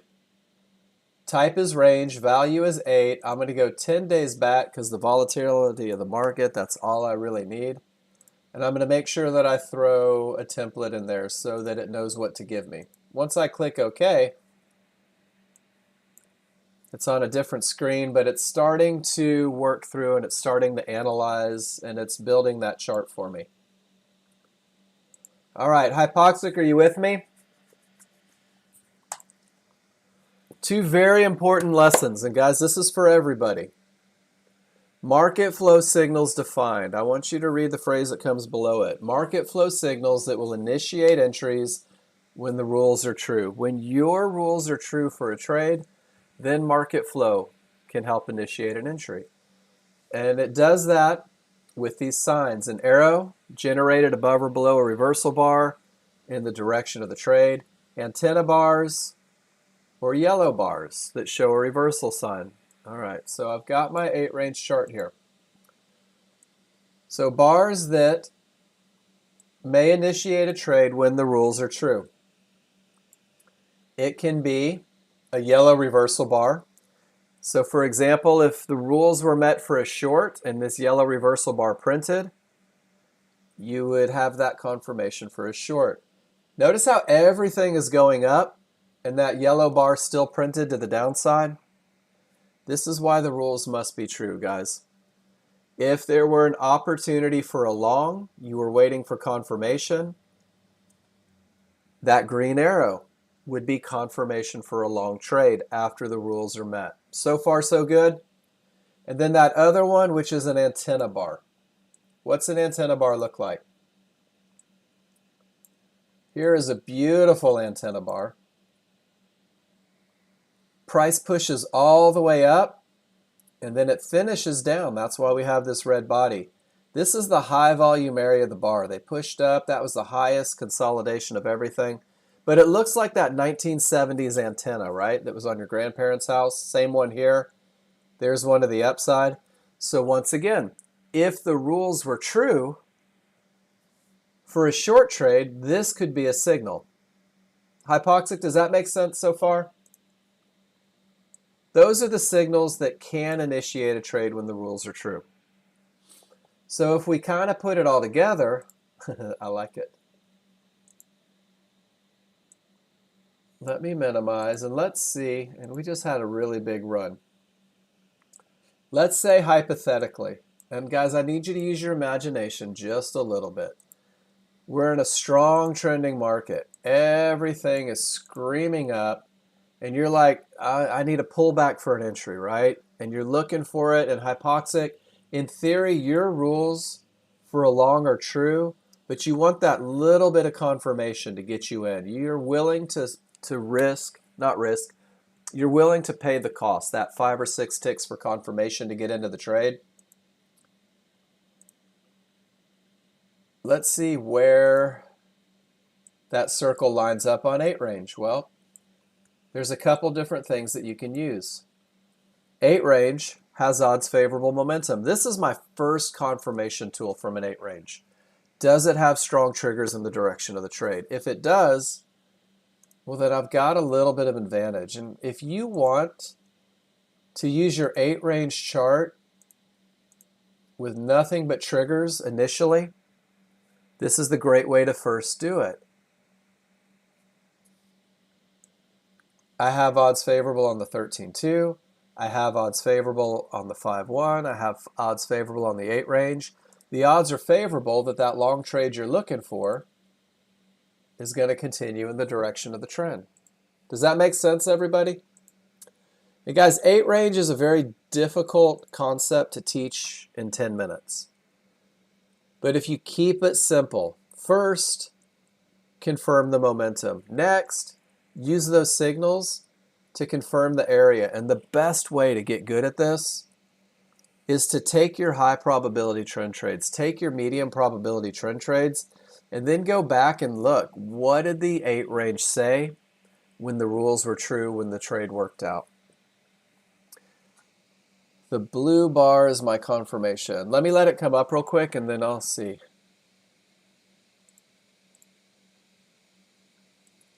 Hopefully I'm not crashing my system here.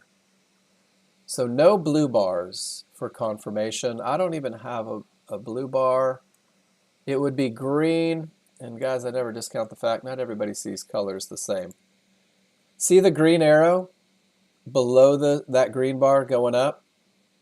That's one of my confirmations. Oh, looking at support. Gotcha. This bar right here, hypoxic, that's confirmation of an area likely to support because the rules are true. And then if we go back into, each of these are kind of defined for you. The green arrow for longs, the magenta arrow for shorts. Absolutely. The arrow will print below the bar if the conditions are met to give that signal. So the green or magenta arrow, and then a yellow signal bar if the rules are true, up for a long, down for a short, and then we have those antenna bars.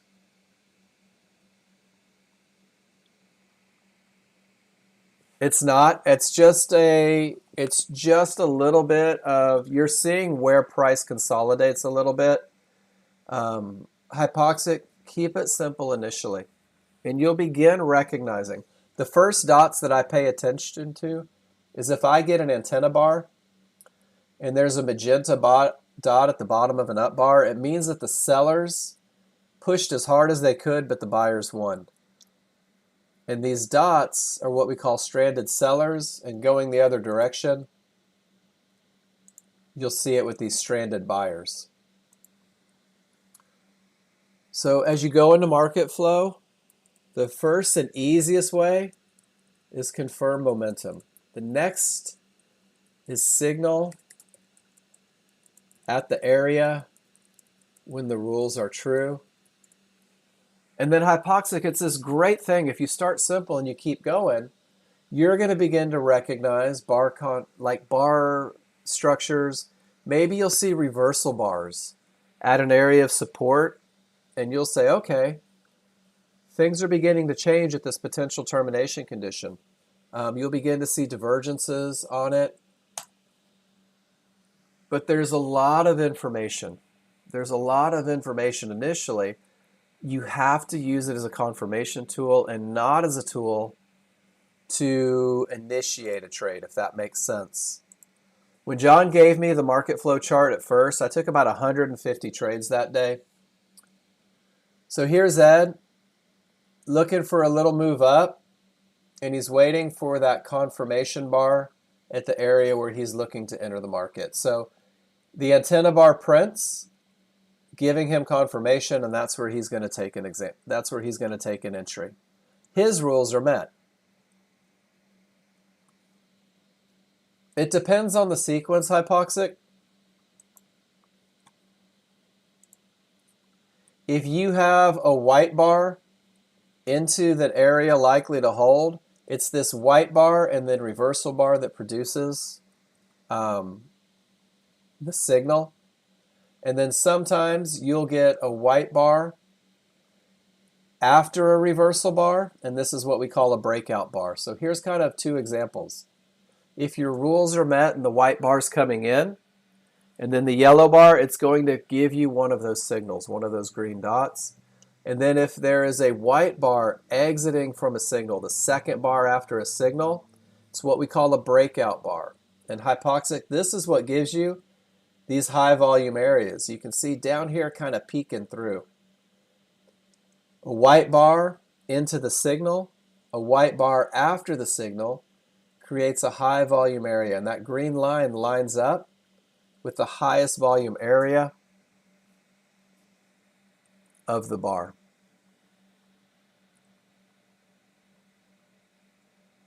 Does that help a little bit?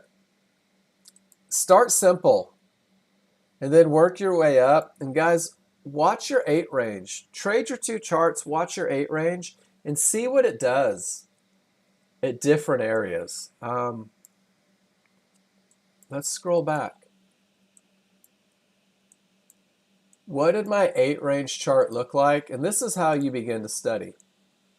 What did my 8 range chart look like when the market pulled back to this area of support that was likely to stop the market and continue up?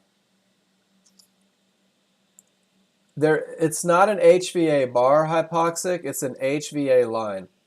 Have you watched the market flow videos? They were difficult for me in the beginning.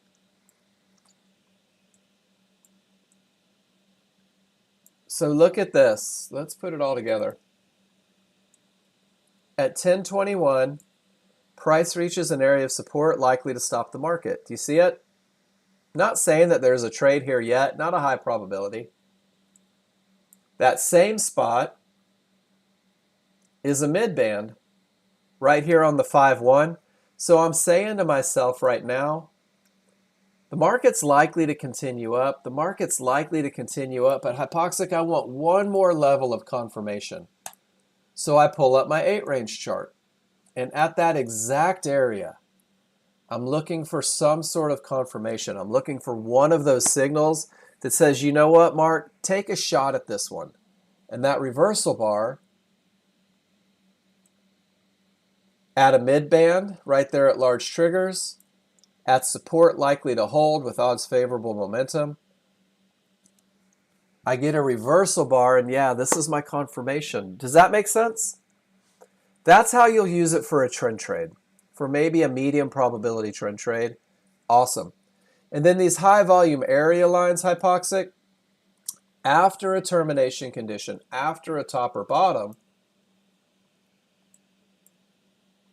and let's go to 10:11 and take a look.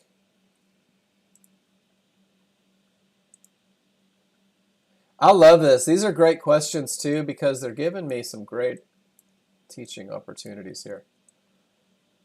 So here is that bottom. Here's that support, that termination condition.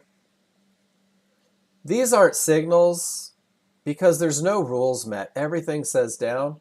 But see how there's a reversal bar with an up signal, there's an antenna bar with divergence and stranded sellers, and then another antenna bar? 8 range begins to confirm what we believe is true about this termination condition. Does that make sense, hypoxic? Not using it for a trade, but you can start to recognize these bars at these key areas. And then I was hoping that we would get an HVA trade off of that bottom, but we really didn't.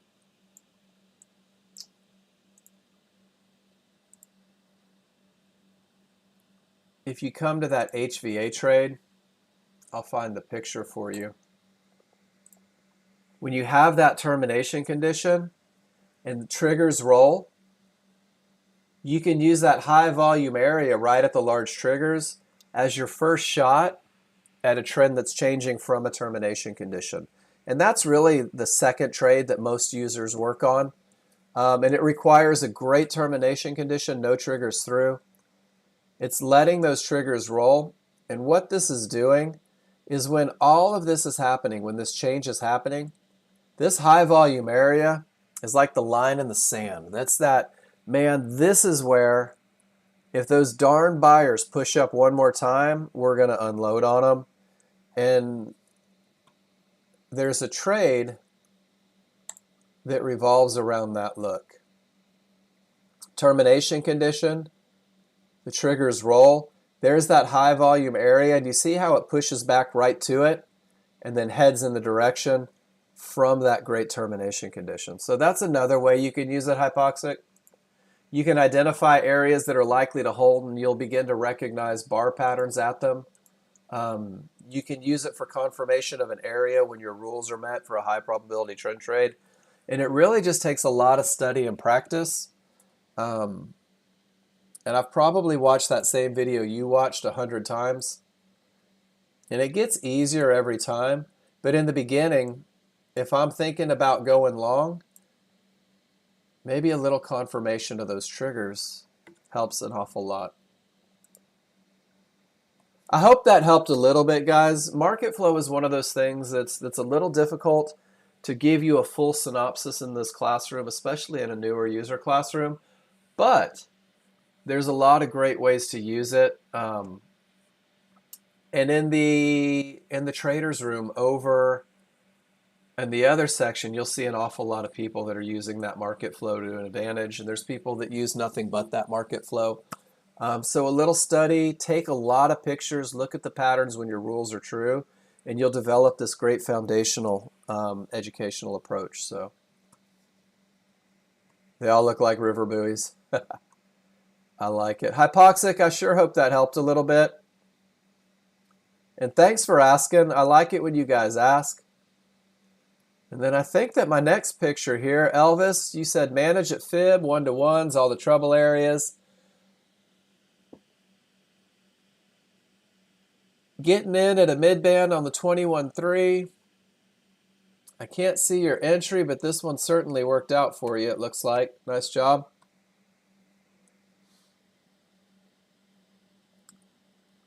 I'm not sure why the entry, Elvis. If you come to the exact same price over here, all of your triggers agree at that point. Pivot, stop out, triggers roll right at the area. Just something to think about potentially for a little bit of patience. Might keep some of the headache and anxiety out of there. Jam, you said when I have time. Let's see, you reloaded the latest templates. Can't see reversal markers on your charts. Are you on NinjaTrader 8 or 7, Jam? You're very welcome, Hypoxic. I appreciate you asking the questions. Man, when you guys ask questions, things work out great. On NT8, Jam, if I'm not mistaken, you're not going to get those reversal bar markers. I don't believe it's an option on them. And that's going to be more of a software kind of thing, which isn't 100%. I know that I don't have them on mine. You can ask Jason and Tech, but Jam, what I'm doing, are you on Apex? Are you one of our Apex traders?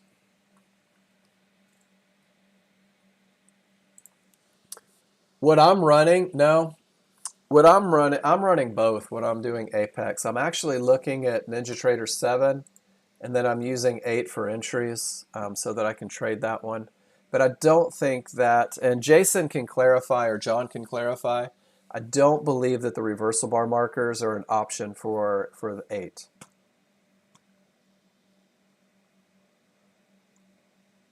Sorry, I know that's not the answer you were looking for. Reach out to Jason. He'll be able to give you the exact whys, and if there's a way around it, I guarantee Jason knows it.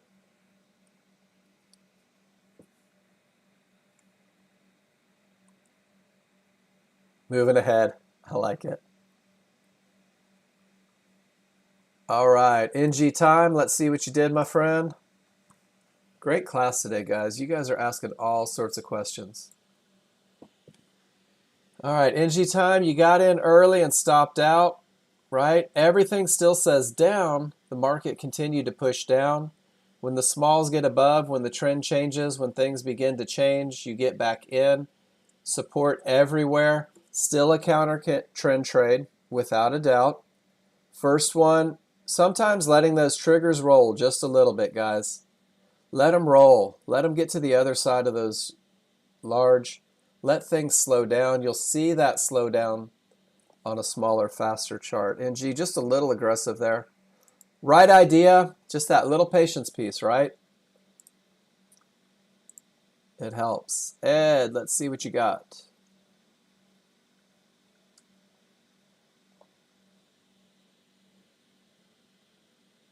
Ed, trying to go counter trend, and it doesn't work out. And then going with the trend and things work out nicely. Nice recovery. And guys, I say this all the time. If this top is going to be a top, these trigger lines are going to roll, guys. When everything is green, go with the green. When everything is red, go with the red. It's nice. Oh, thanks for that, Jam. I honestly think I'm at an advantage because I'm not as smart as the guys that write the code. So I do have to kind of tone it back so that my brain follows it. Took me 4 tries to pass college algebra. I really appreciate that. Thank you. Lets me know that I'm on the right path a little bit, so I appreciate that. Ed, nice recovery on that one. And then Ed, it's weird. Your links aren't opening unless I click on the link. These are those live examples about market flow, giving you a little indication. I like it. Conrad, let's see what you're doing. Conrad, there's your 13-2, and you have smalls below the large are wide. They're angled in the direction of the trend. You're saying with the possibility of a price vacuum back to the large triggers, you're waiting for a signal on the 8 range. And it did pull right back to those large triggers, didn't it? Can you guys see that? Hey, good morning, Abdulaziz. Long time. Good to see you. It really is like a great community in here, guys. It's fun.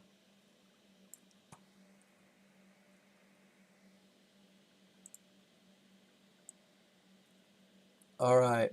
All right, Conrad, when we talk about the vacuum, I like that you recognize the pullback to the large triggers. I think that that is a very, very astute look of your... But we're looking for large triggers that are more than a full bar away. That's when it really tends to snap back and hurt those short trades. And you had the awareness, it wasn't that far back, but you took your entry right at resistance inside of favorable large triggers. And that happened to correspond with the pullback to the large triggers here. But because of it, you were waiting for that market flow signal, that little bit of confirmation. And you got in a little bit before the confirmation. And then you have to identify your first targets. And you've kind of reached it. But I love the awareness. You're trading with the trend, with the momentum from the area. Everything says down. And the odds are favorable that market's going to continue down until it hits something to stop it. Nice job, Conrad.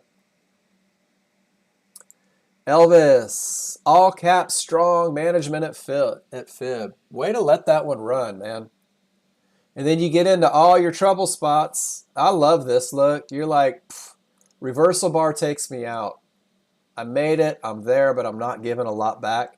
Right behind that little stab back. Elvis, I would say the management game is very strong there. Losing momentum, grinding market, slowing down a little bit on those smaller ones. Looking for that next fib. Great heads up, dude. What a great trade. Ed. And guys, let me go back to Exhibit A.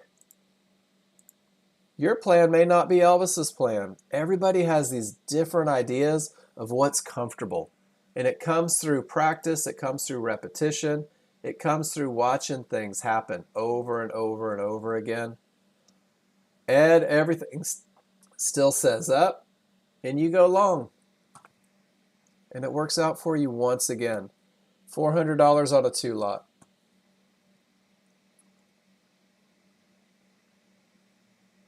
And Elvis, you said bingo.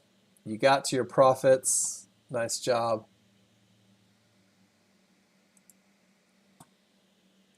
Feels good to say bingo.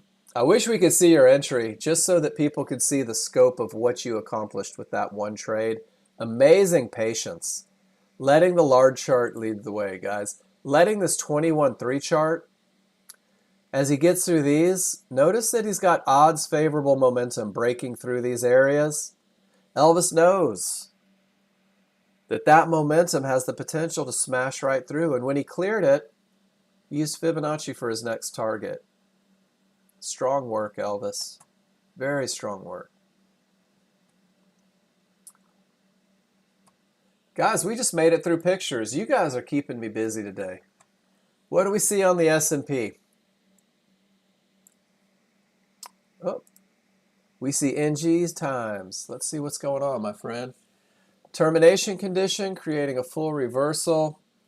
NG, I'm going to steal one little part of your picture here.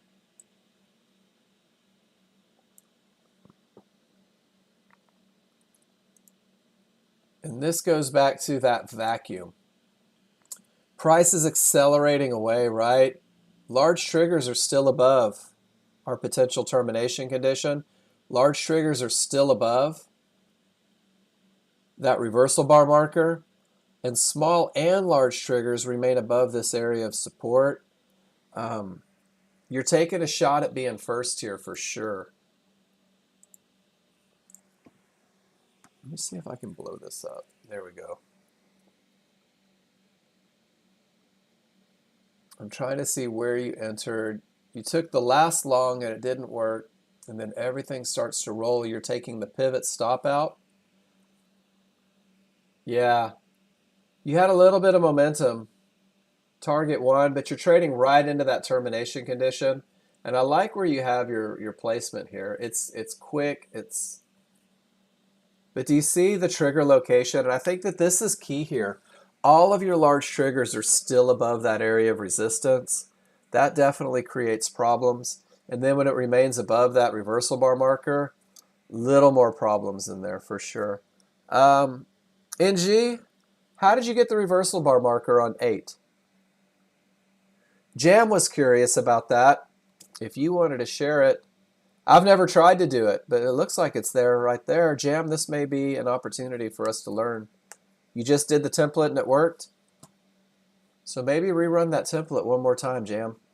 Or definitely get with Jason because it looks like it's possible. It can be done. And there it is right there. That's what we were just looking at, isn't it? Have to have tick replay enabled. Guys, every trigger line is above. Large triggers, price closes the gap. We see it once again. And now it's starting to continue down. But if this top is really going to be a top, guys, these large triggers are going to get below this area. Things are going to start pushing down a little bit.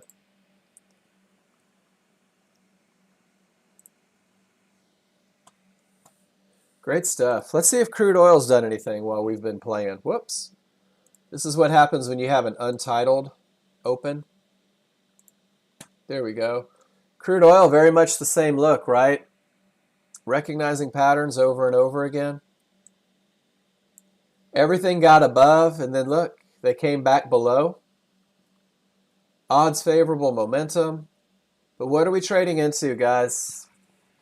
What rule would we be breaking on a short trade from that mid-band if you're a brand new, high probability only trend trader? Anybody? Anybody been studying those rules, the advantages they give?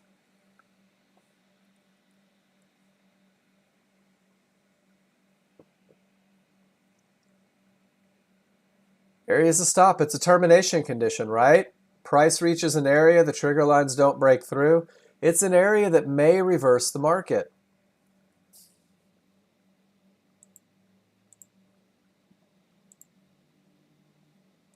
If this were your entry down here at 02, that's a tough one, right? All right, Jam, there's a good one. And guys, look what happens. Rules are designed for a reason. Rules are designed to help keep you safe. Rules are designed to give you an advantage. Every time you take a trade, you get these great advantages. You get the advantage of momentum. You get the advantage of recognizing an area that's likely to stop or identifying that you have a clear path. And then you have an opportunity to take a trade from an area where the market is likely to continue.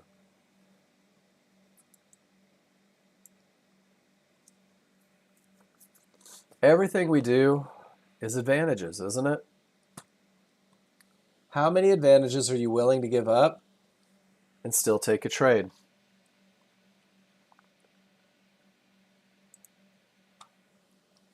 And I guess that's the real question. And now price has reached resistance. Where are your trigger lines? All of my trigger lines remain below this area of resistance. Probably too soon for a long trade. Termination condition took us out of the short trades. if you go to the Discord, there may have been an opportunity for a momentum style trade. So let's go to Discord, guys. Let's talk about the path again. How do you get to where you want to be? Everything that's on the website is on Discord.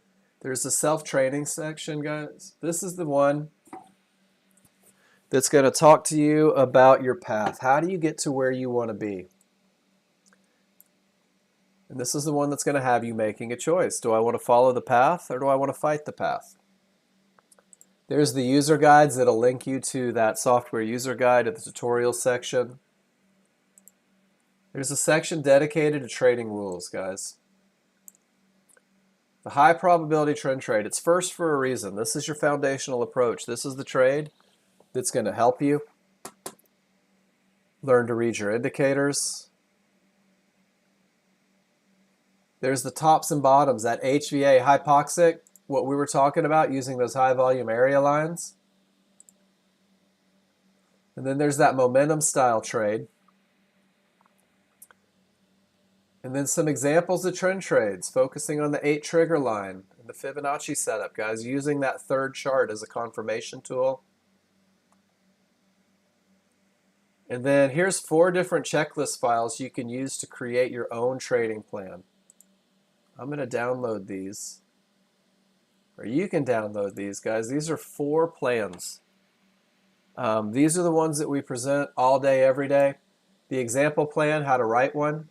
High probability trend trade checklist using the 8 range, not using the 8 range, and then John Novak's checklist. All of these are available for each and every one of you to come in, to look at, to ask questions about, to find a way to create it, to make your own.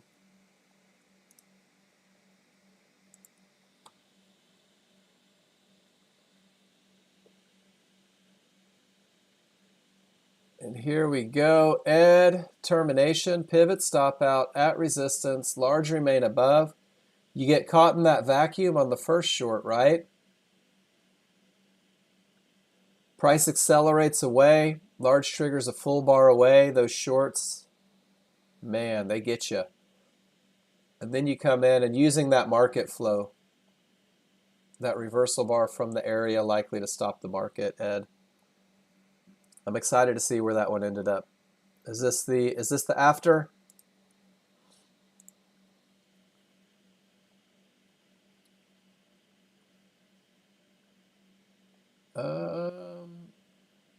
Once again, area is likely to stop the market. Get in a little earlier, fighting that strength, and look at that close on the other side of the small, and that's the one that pulls you back to those large triggers from the area likely to hold. Nice job, Elvis. And there's that entry to exit. I want to get you guys to see that.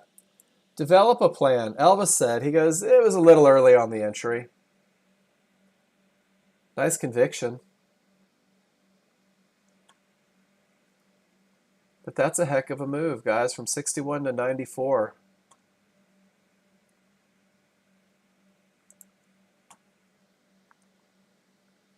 Same picture. Nice job, Elvis.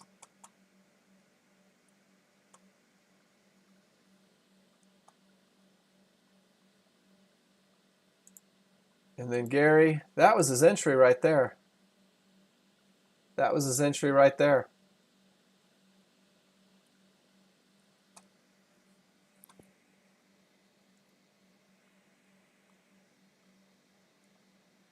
And Elvis, I like this picture because I think we talked about this once before.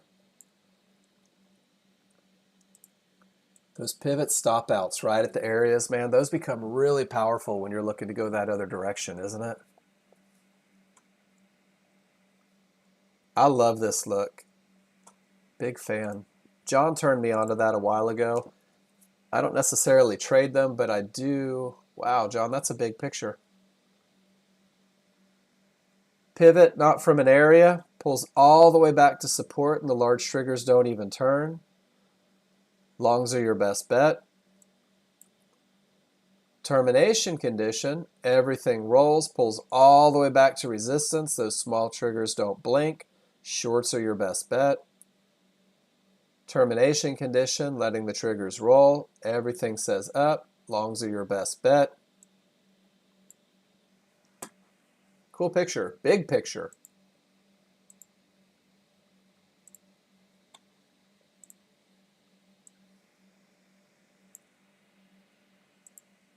Guys, there's that area likely to stop the market. So now we have resistance overrun a little bit, support holds, resistance holds. Now we're right back to support, aren't we? I don't think so, Gary.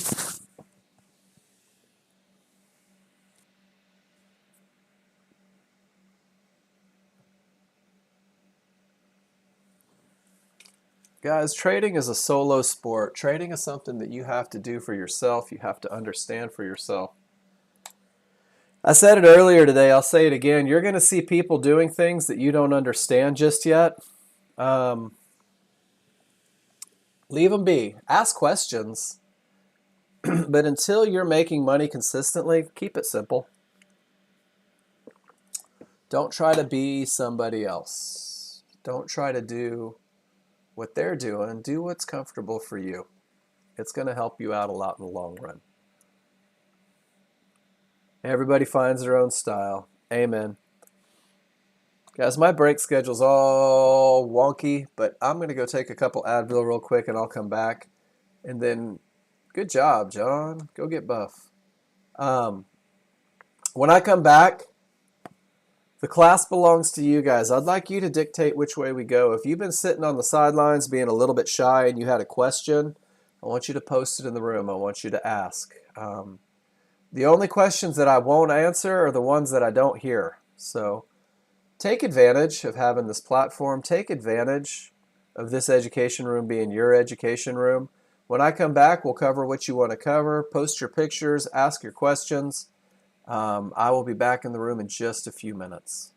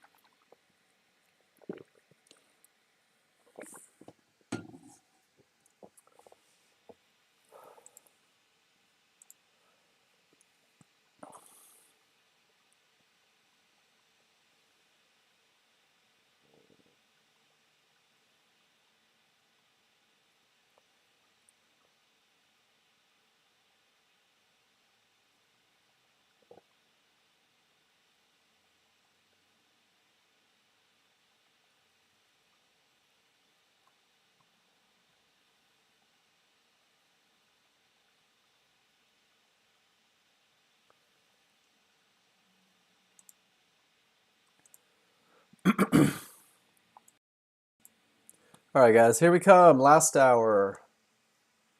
Figure out where my mouse is. There. All right, last hour. Here we go. Coming through. Hypoxic. Have a good workout. Be strong. I like it. What is this? This is the S&P. What do we see? We see termination condition that caused a full reversal. I see odds favorable momentum. Price is moving into a mid band. But my triggers are below the reversal bar marker. But what do we recognize about the area, guys? This 4190 area. Smalls are below, larger above. It's a 50-50, right? It's an area with potential to break, but it hasn't yet broken.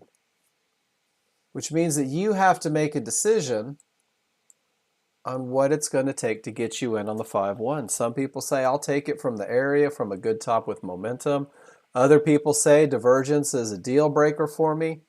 Some people say that a pivot stop out here, I'll wait for the pivot stop out here.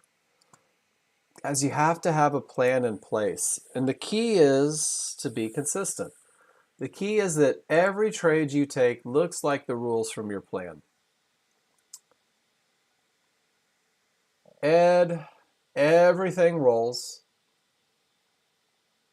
And you're taking a little momentum style short. Larger still up, but the smalls are down.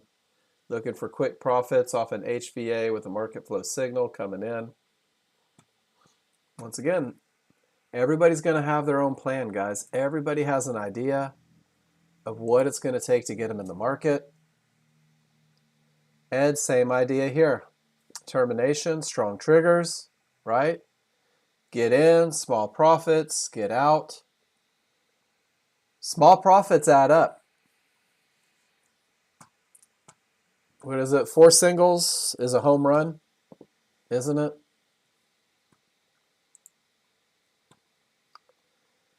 Larger above the area, smaller below the area. Divergence is printed twice. Lets me know that I've lost momentum 2 times as the market's trying to break an area with the potential to break but has not yet broken.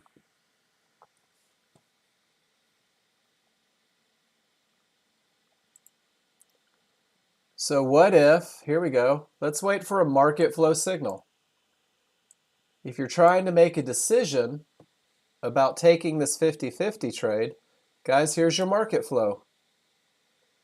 This bar needs to give a signal for the trade. Give me a Y in the room if you're with me. 50-50, area of resistance inside of favorable large triggers. I'm saying with these divergences, market flow must give me a signal. It must give me an arrow down. It must give me an antenna bar. You never got a signal, did you? So I think Hypoxic already went to the gym. Guys, if you're trying to use market flow, that was a great example. 50-50 trade, waiting for confirmation. You never got it. Didn't take the loser. And there it goes. Pretty cool, right? Especially in a strong up, mid-band has magical powers. It does. But that's one of the ways you can use market flow for confirmation. When you're looking for a medium probability trade and you need just a little bit more. Gary, it is. A yellow reversal bar is confirmation.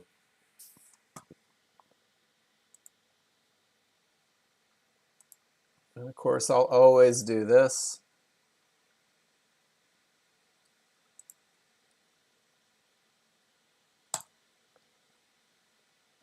Yellow bars. And guys, John's making a good point. If the market has been railing one direction all day long, that mid-band's your first target. That mid-band is your first opportunity to say, let's see how it reacts. Because look at what the market has done. From 54 to 94, 40 points straight up. We don't have to be first.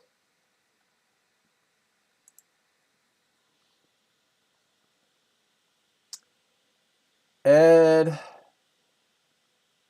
short to the long. And then you took the entry on the 50-50 and it got you, right? Hopefully you were watching that little two divergences, 50-50. And then once again on this one, that short was very short-lived. Good job managing it. Large triggers were still very much up. So not trading with that momentum just yet. And then John says that it's been in place since 2004. The plan was hit the fibs with divergence, get in after the small trigger roll. May be new to you, but it's not new, right? Guys, the message has been consistent with Nexgen for as long as I can remember. The mid-band's the target.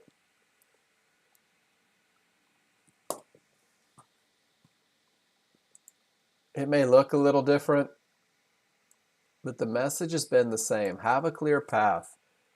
Know where that market's likely to stop. And if you go study this, after every long trend, what typically happens at first touch of the mid-band? Pushes right back up. Study's the key word there, right? How many 50-50 trades have you looked at with divergence? How many 50-50 trades have you looked at without divergence? And the answer to where's your entry? Elvis, I thought you showed us that one already. Oh, you showed us on these charts.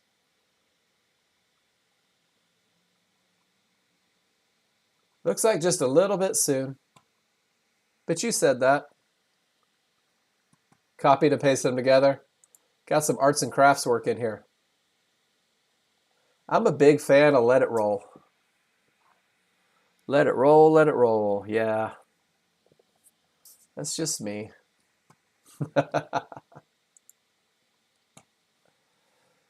Price pulls all the way back up to resistance. Large triggers never blink. Small triggers never get above. Guys, they're fighting here. Does everybody remember this picture? New people? Two types of people trading. There's sharks. These are the guys that create the tops, create the momentum, right? These are the guys that have thousands of contracts, millions of dollars. These are the guys that make the market move. We get to be remoras. We get to let them create the tops, create the momentum. They know where these Fibonacci areas are just like you do, guys. John tells a story when he was writing the fibs. He used to call a friend of his in the pits in Chicago's, and that guy's job was to know where the big money was buying and selling. And John was comparing his and was within 50 cents typically. And that's when he knew the algorithm was right. I love that story. Guys, make a decision. Until you have the funds to be a shark, be a remora. Wait for the advantages. Wait for the clear path. Wait for the rules to be met to give you a chance of success. Here's a good example. Crude oil was fighting, right? Then everything rolls the same direction. And Ed takes an opportunity, letting these guys fight it out. And then when every chart agrees in the same direction, life gets pretty easy.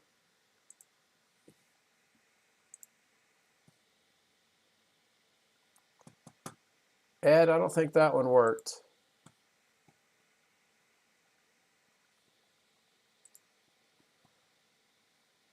So on that same token, just waiting for everything to come together, right?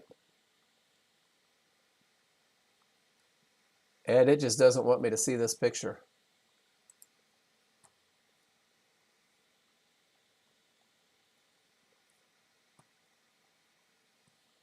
Because I think when it won't show me the picture that you're taking, maybe you're not signed into Screencast. Maybe it's not allowing that public content.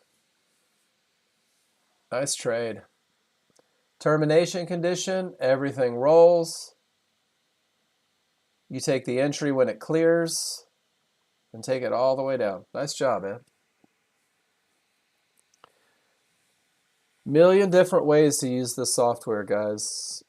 You discovering your way to use it is going to stem from that foundation. It's going to stem from your ability to read charts. What's comfortable to you? Have to wait till it tells you at the bottom of the screen? I've even scrolled through. This one's been in there for 3 minutes. Content unavailable. Contact the end.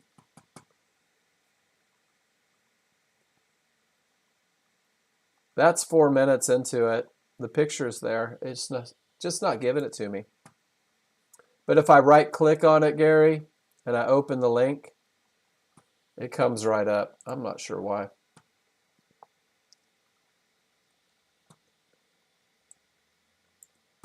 So the Sharks, let's talk about that fight again, guys.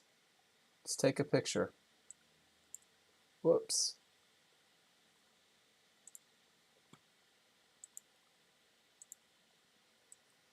Pretty easy to tell which Sharks have been in control, right?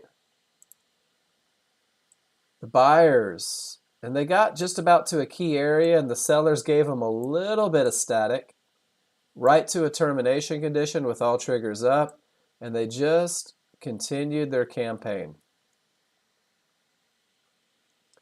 All the way up to resistance, at which point the sellers fought a little bit, right to support. Guys, we've known about support. We can identify it. Buyers say, nope, I still have to take profits. And the sellers say, but we really want it to go down right to that mid band where the buyers say, hey, maybe we should keep going up in that 94.31 area. That's our next fight spot. Letting the Sharks fight it out. We don't have to be in that fight. Let them do what they're going to do, right? We can see it.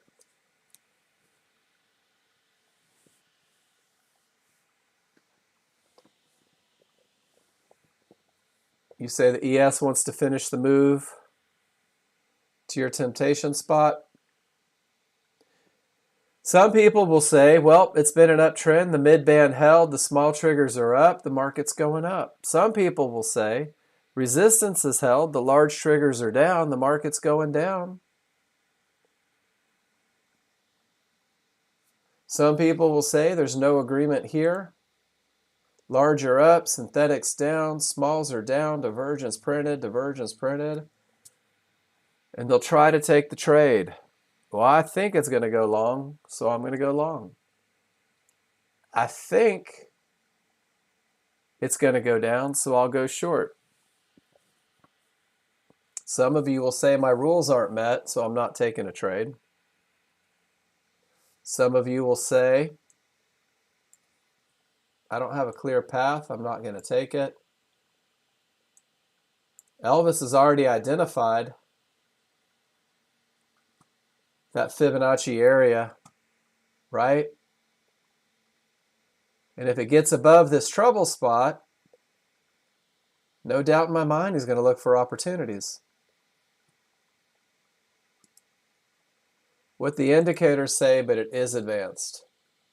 John, your pictures are too big. I don't know why, but they are coming way too big. It's 32-inch monitor, same size as yours. In a strong trending day, this is the get back into the trend look. Nope.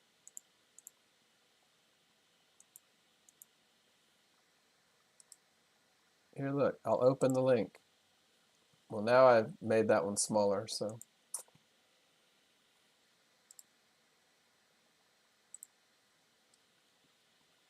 John says, in a strong trending day, when the smalls get above the area, when the large start to go, and he gets a market flow signal, he's looking for continuation up, right? Another way to use that market flow. Notice the smalls break above the large.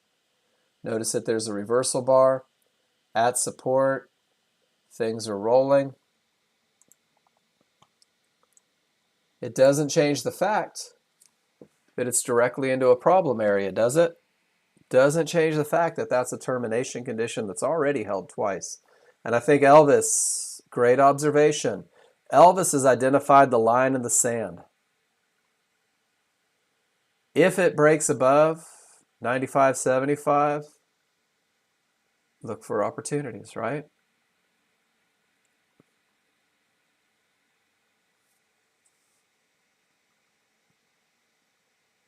Ed, another eval done?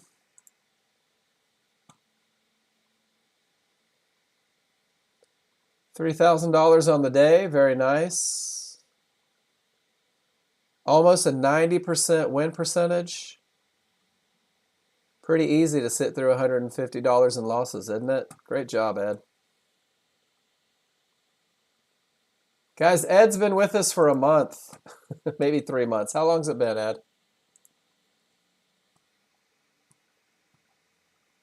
What's the difference between Ed? 6 months? What's the difference between Ed and somebody that's not where they want to be? Ed picked a trade, and then he mastered it, and then he stuck with it. He picked a trade that gave him an advantage. He created a plan based on it, and if you look at Ed's trades, except when he turns on simulator, I notice there's a lot more shenanigans. Ed knows exactly what he's willing to risk his money on, right? If you look at any successful trader, their trades look the same. If you spend any time in this room, what you'll notice is that the people that are posting more winners than losers and whose P&L supports it are the people who are taking the same looks over and over, the looks that provide advantages, maybe the advantage of momentum, maybe the advantage of a clear path. And then everybody finds a different entry, it seems. Everybody finds the entry that they're most comfortable with.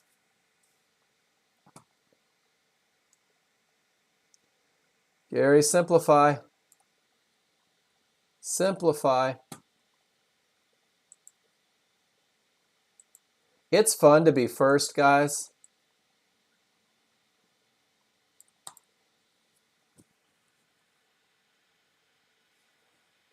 Yep. Users from 3 months to 15 years worth of trades, and they all have that one same thing in common. Same trades over and over and over.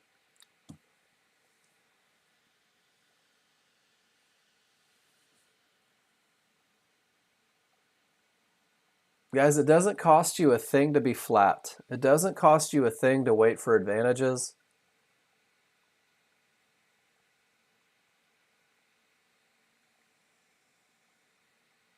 Termination condition. Gary, have a safe trip. There's that termination condition.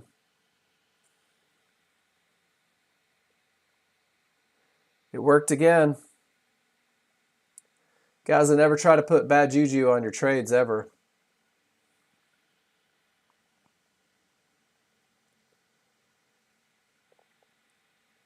I'm sorry.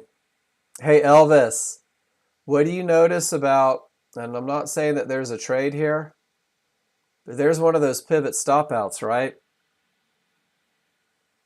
There's one of those pivot stop outs at support with every trigger above it.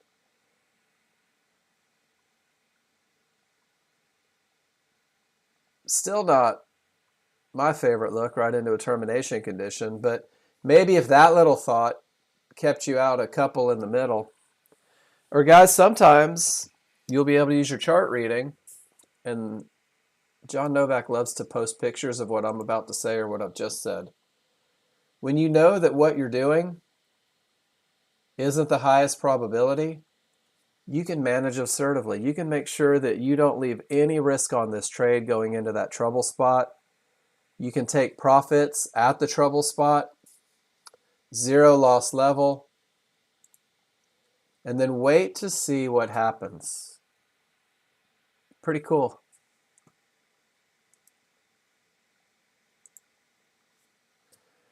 Double divergence from fibs means no more long. So another way you can use that 8-range chart, right? This is an 8-range chart. Every trigger is below that Fibonacci area. You've had 4 divergences in that same price range, 5 divergences in that same price range.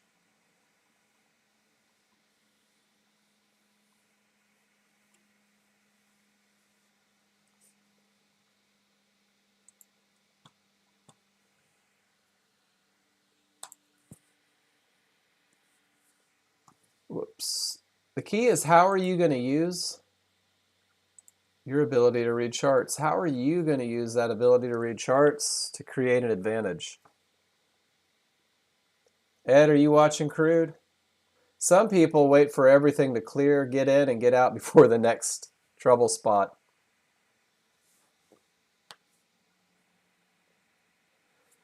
Great bottom, tons of momentum. There's some traders that are in at 76 and out at 76.25. I know you did. Because you've developed a plan, because you put pencil to paper and you said, this is what I'm going to do every time it happens. Because I win more than I lose like this. Love it. It's a great recipe. It's an amazing recipe for success. Termination conditions for the win again.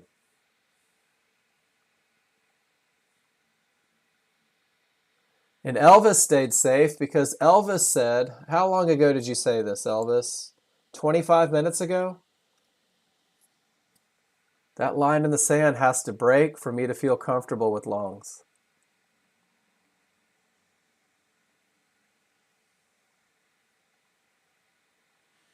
And guys, there's a video about trading the edges, about recognizing tops and bottoms and the advantages that they create. That's a good watch. I've watched that one a few times. I think that's one of my favorite ones. But if you're not really comfortable with termination conditions, right? If you're not really comfortable with them yet, there's an even shorter, more concise video right here on YouTube, keeping you aware of where your trigger lines are in relationship to the areas, recognizing when the advantages are there and when they're not. I would suggest watch this video first and then go on to that edges video.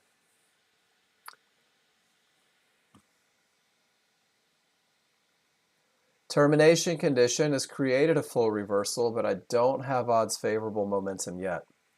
The large triggers have finally made it through that area. The small triggers are trying to follow, but they haven't yet, have they? Someone showed me a trade earlier where they went short at a look like this.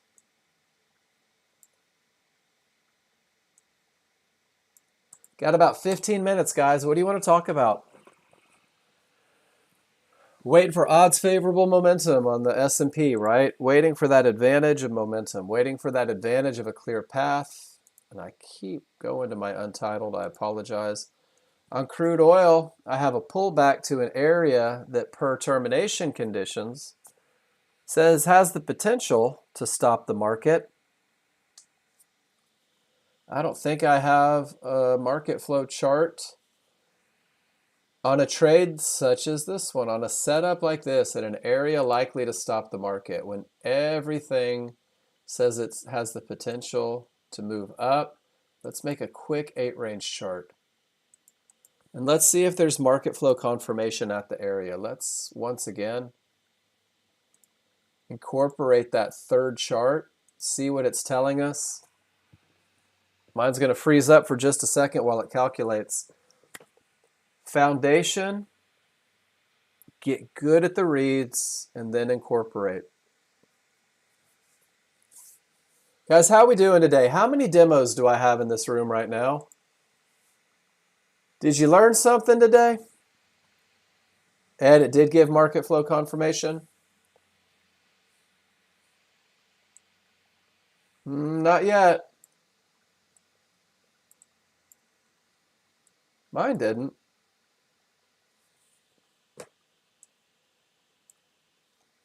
Do you guys have a different There it is. Now we have confirmation. Right there.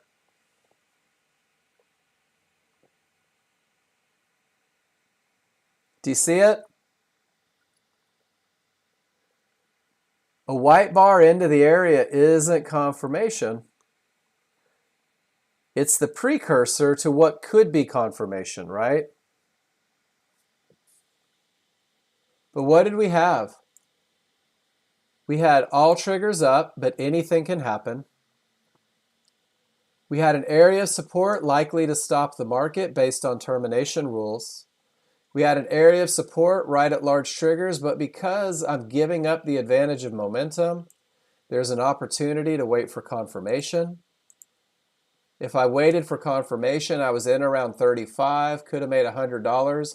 Now I have a lower divergence with anything can happen triggers, and this is where your management plan begins to come into play. What do your rules say about staying in this trade? What do your rules say about taking an exit? Do you have rules for it? If you don't, take a picture. Let's see what happens. A second lower divergence with the small triggers below the large on the 5-1. More often than not gives me a push. And that push usually takes out the previous pivot based on patterns. Your mouse wasn't on the screen, you didn't take it? That happens sometimes.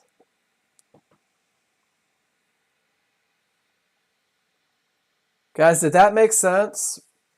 Ed and Safia, you both told me you got confirmation before I got confirmation.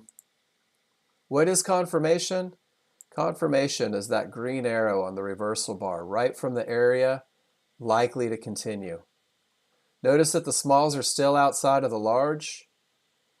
There's one of those high volume areas. It helps the trade, but we're seeing a slowdown. Seeing a slowdown. And then this is where, guys, since we're playing around and adding charts, what's the overall trend on a larger chart? This is crude oil. Let's build a Nexgen dynamic Renko 21.3. This is the next up from a 13.2. I can come through and I can look at this higher time frame. And if the 13.2 is a broad stroke of a brush, guys, this 21.3 is power Wagner spray in the side of a barn.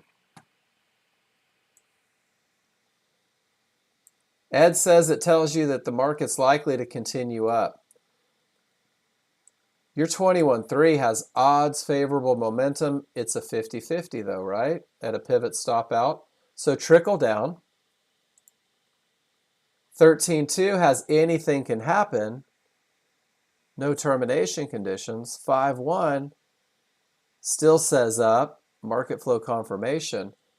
So while the overall pressure is up, if you start at that 21.3 and keep working your way, guys, you're directly into a pivot stop out at resistance with the large triggers below. You've already taken your first shot, 50-50, anything can happen, two divergences with a trend change. Do you see it? Do you see how you can work down? Guys, we could cloud it up and add a 34.5. We could keep going up the Fibonacci scale. All it does is it begins to confuse you a little bit. If you're not comfortable with what it takes to get into a trade, with the patterns that provide advantages, those extra charts are going to have you making decision on such a broad stroke of a brush that you're going to lose sight of the immediate information available to you on these smaller, faster charts.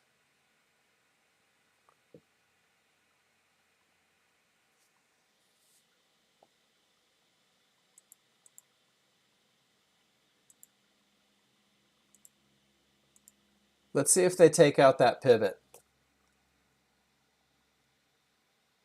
Didn't we say that second lower divergence, anything can happen triggers? There we go. They took out the pivot, didn't they? Isn't that a fantastic management opportunity? Using the trigger lines to understand. And some of you might say, well, but Mark, it still says up. Can you wait for market flow confirmation at that final spot?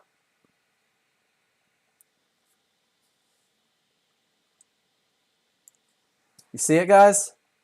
Do you see how we just talk ourselves through this? Chart reading. I gave up the advantage of momentum, but I did have the advantage of a clear path. I had a potential area, but then I gave up the advantage of momentum a second time. And look what the market did. And for you guys that said, but the 21.3 said up, 21.3 was a 50-50, wasn't it? Doesn't mean that this market's not going to continue up. Look at price accelerate away. As we reach these areas, my large triggers are still well above at that reversal bar marker. The market may continue up, but now I've given away way too many advantages. As a brand new user, my best bet is to sit on my hands, to wait for that clear path once again, to wait for those advantages once again. Does that make sense? Guys, that was chart reading 101. Everything that we see, understanding the impact that what we see has on a trade that we may potentially take.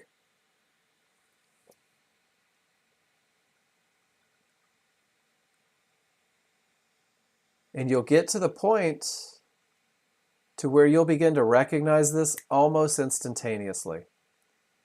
And you'll stop hoping. You'll stop saying, I hope it goes up, right? I hope this line holds forever and goes up.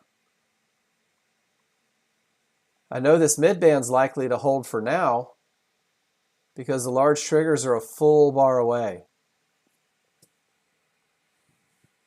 Doubled on 8 mid. Show a picture of your chart, Ed. Write your rules on there. Guys, if you take trades outside of that high probability trend trade, do me a favor, and Ed, I'm not knocking. Don't just tell the class what you did, because there's somebody in this room without the repetition that heard that Ed went long or Ed went short, and they're trying to go long or short. They're trying to have you call their trades. I see it every day, and we don't call trades here. So if you'll show me pictures with rules, it's a little bit easier, right? You're going to minimize your 21.3. NG, that's how I trade. Every now and then, I'll pull up that 21.3 just to see what it says. Right now, I got a 50-50 in a lot of areas, right? That's all I need to know. I should probably have pretty clear advantages on my other charts. Let's see if it closes the gap. It does. And you know what? A conversation I had yesterday too. Apparently there's a group of people complaining that I don't talk about the 21.3 enough. There's people that are upset that I don't spend so much time on the 8 range. Guys, if you focus on these two charts first, and you get so good at recognizing patterns, being able to read your indicators, it doesn't matter what time frame you use. It doesn't matter what you trade. You can trade Apple, you can trade Tesla, you can trade cryptocurrencies. Guys, the time frame doesn't mean a damn thing if you don't understand the patterns, if you don't understand what you're looking at, and if you don't put the study in to understand what the potential outcome of a pattern means. There's no way to do this overnight. There's no way to look at John Novak's charts and understand. And then guys, if you want to go really advanced, there's a trader room. There's people with 20 years of experience over there. There's probably an accumulative 100 years over there. But if you keep asking, how do I do what you do? They're not obligated to give you the answer, guys. The answer is do your study and do so much study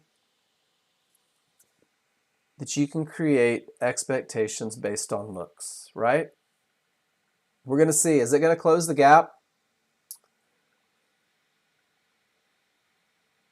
Sorry, guys, I just didn't mean to go on a little rant there, but it upsets me when people want $1 million career, but they don't want to do work to get it.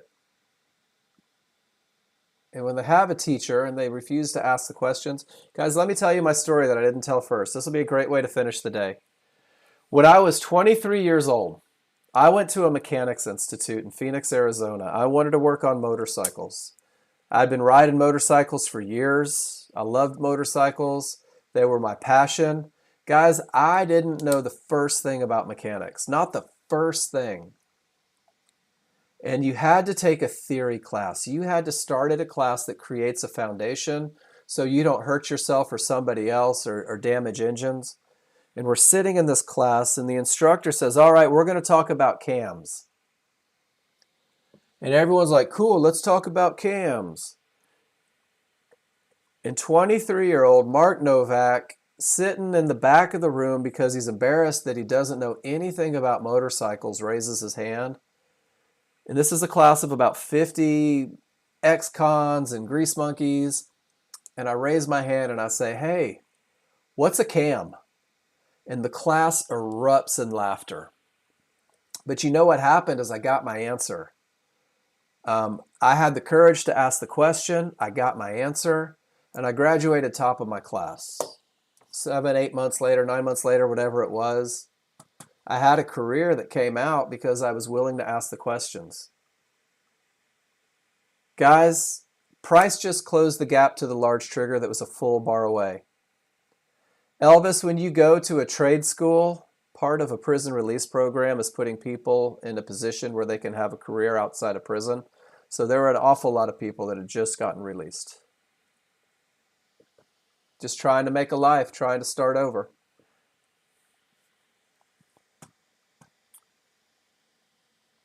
Guys, did you see the expectation here? It's on a 13.2 chart. It's the same expectation on a 21.3. It's the same expectation on an 8 range. It's the same expectation on a 5.1. Look at that. It pulled right back to the 5.1 as well, didn't it? Absolutely. Convicts. Ex-cons, they were out. I wasn't in prison, Elvis. But guys, if you think you need more to be successful, then you haven't spent the time getting successful on the one that teaches the lessons. And that's all I do in this class, is I try to give you the absolute best of the best, the pattern recognition that's going to take you to that next level. And the only way I have any idea that you need help is if you raise your hand and you risk feeling a little embarrassed and you ask your questions, guys. All right, that's my soapbox. I'm done. No more soapbox. I hope everybody has an amazing rest of the day. I appreciate you guys being in here. Guys, I'm 100% committed to your success. Give me the opportunity. Ask the questions. I guarantee you'll get where you want to be if you do the work, if you ask the questions. I appreciate you guys. Ed, one more. I like it. Let's see what Ed did. It's my off day from the gym. I can talk as much as I want. Gary, safe travels. You'll be here tomorrow, but not Monday. All right, guys, Exhibit A. Price pulls all the way back to a mid-band. Right? When it reaches that mid-band, the large triggers are a full bar away. Ed takes advantage of it. That's a big stop. I see you're on simulator. Ed, don't forget, practice the way you want to play. Good looking though. Nice job. Guys, I will see you tomorrow. I will be here at 9 a.m. What is tomorrow? Thursday or Friday? I don't even know anymore. We'll do it again. Tomorrow Tomorrow's Friday. I love it. If you do market replay tonight and you take pictures, guys, post them in. Let me know. Nice job, Ed. If you have questions from your study tonight, take a picture, post it in tomorrow. We'll talk about it. That's the longest I've spent on market flow in a long time, and it's because somebody asked. So I like it. Keep doing it. I'll see you in the morning, guys. Be good.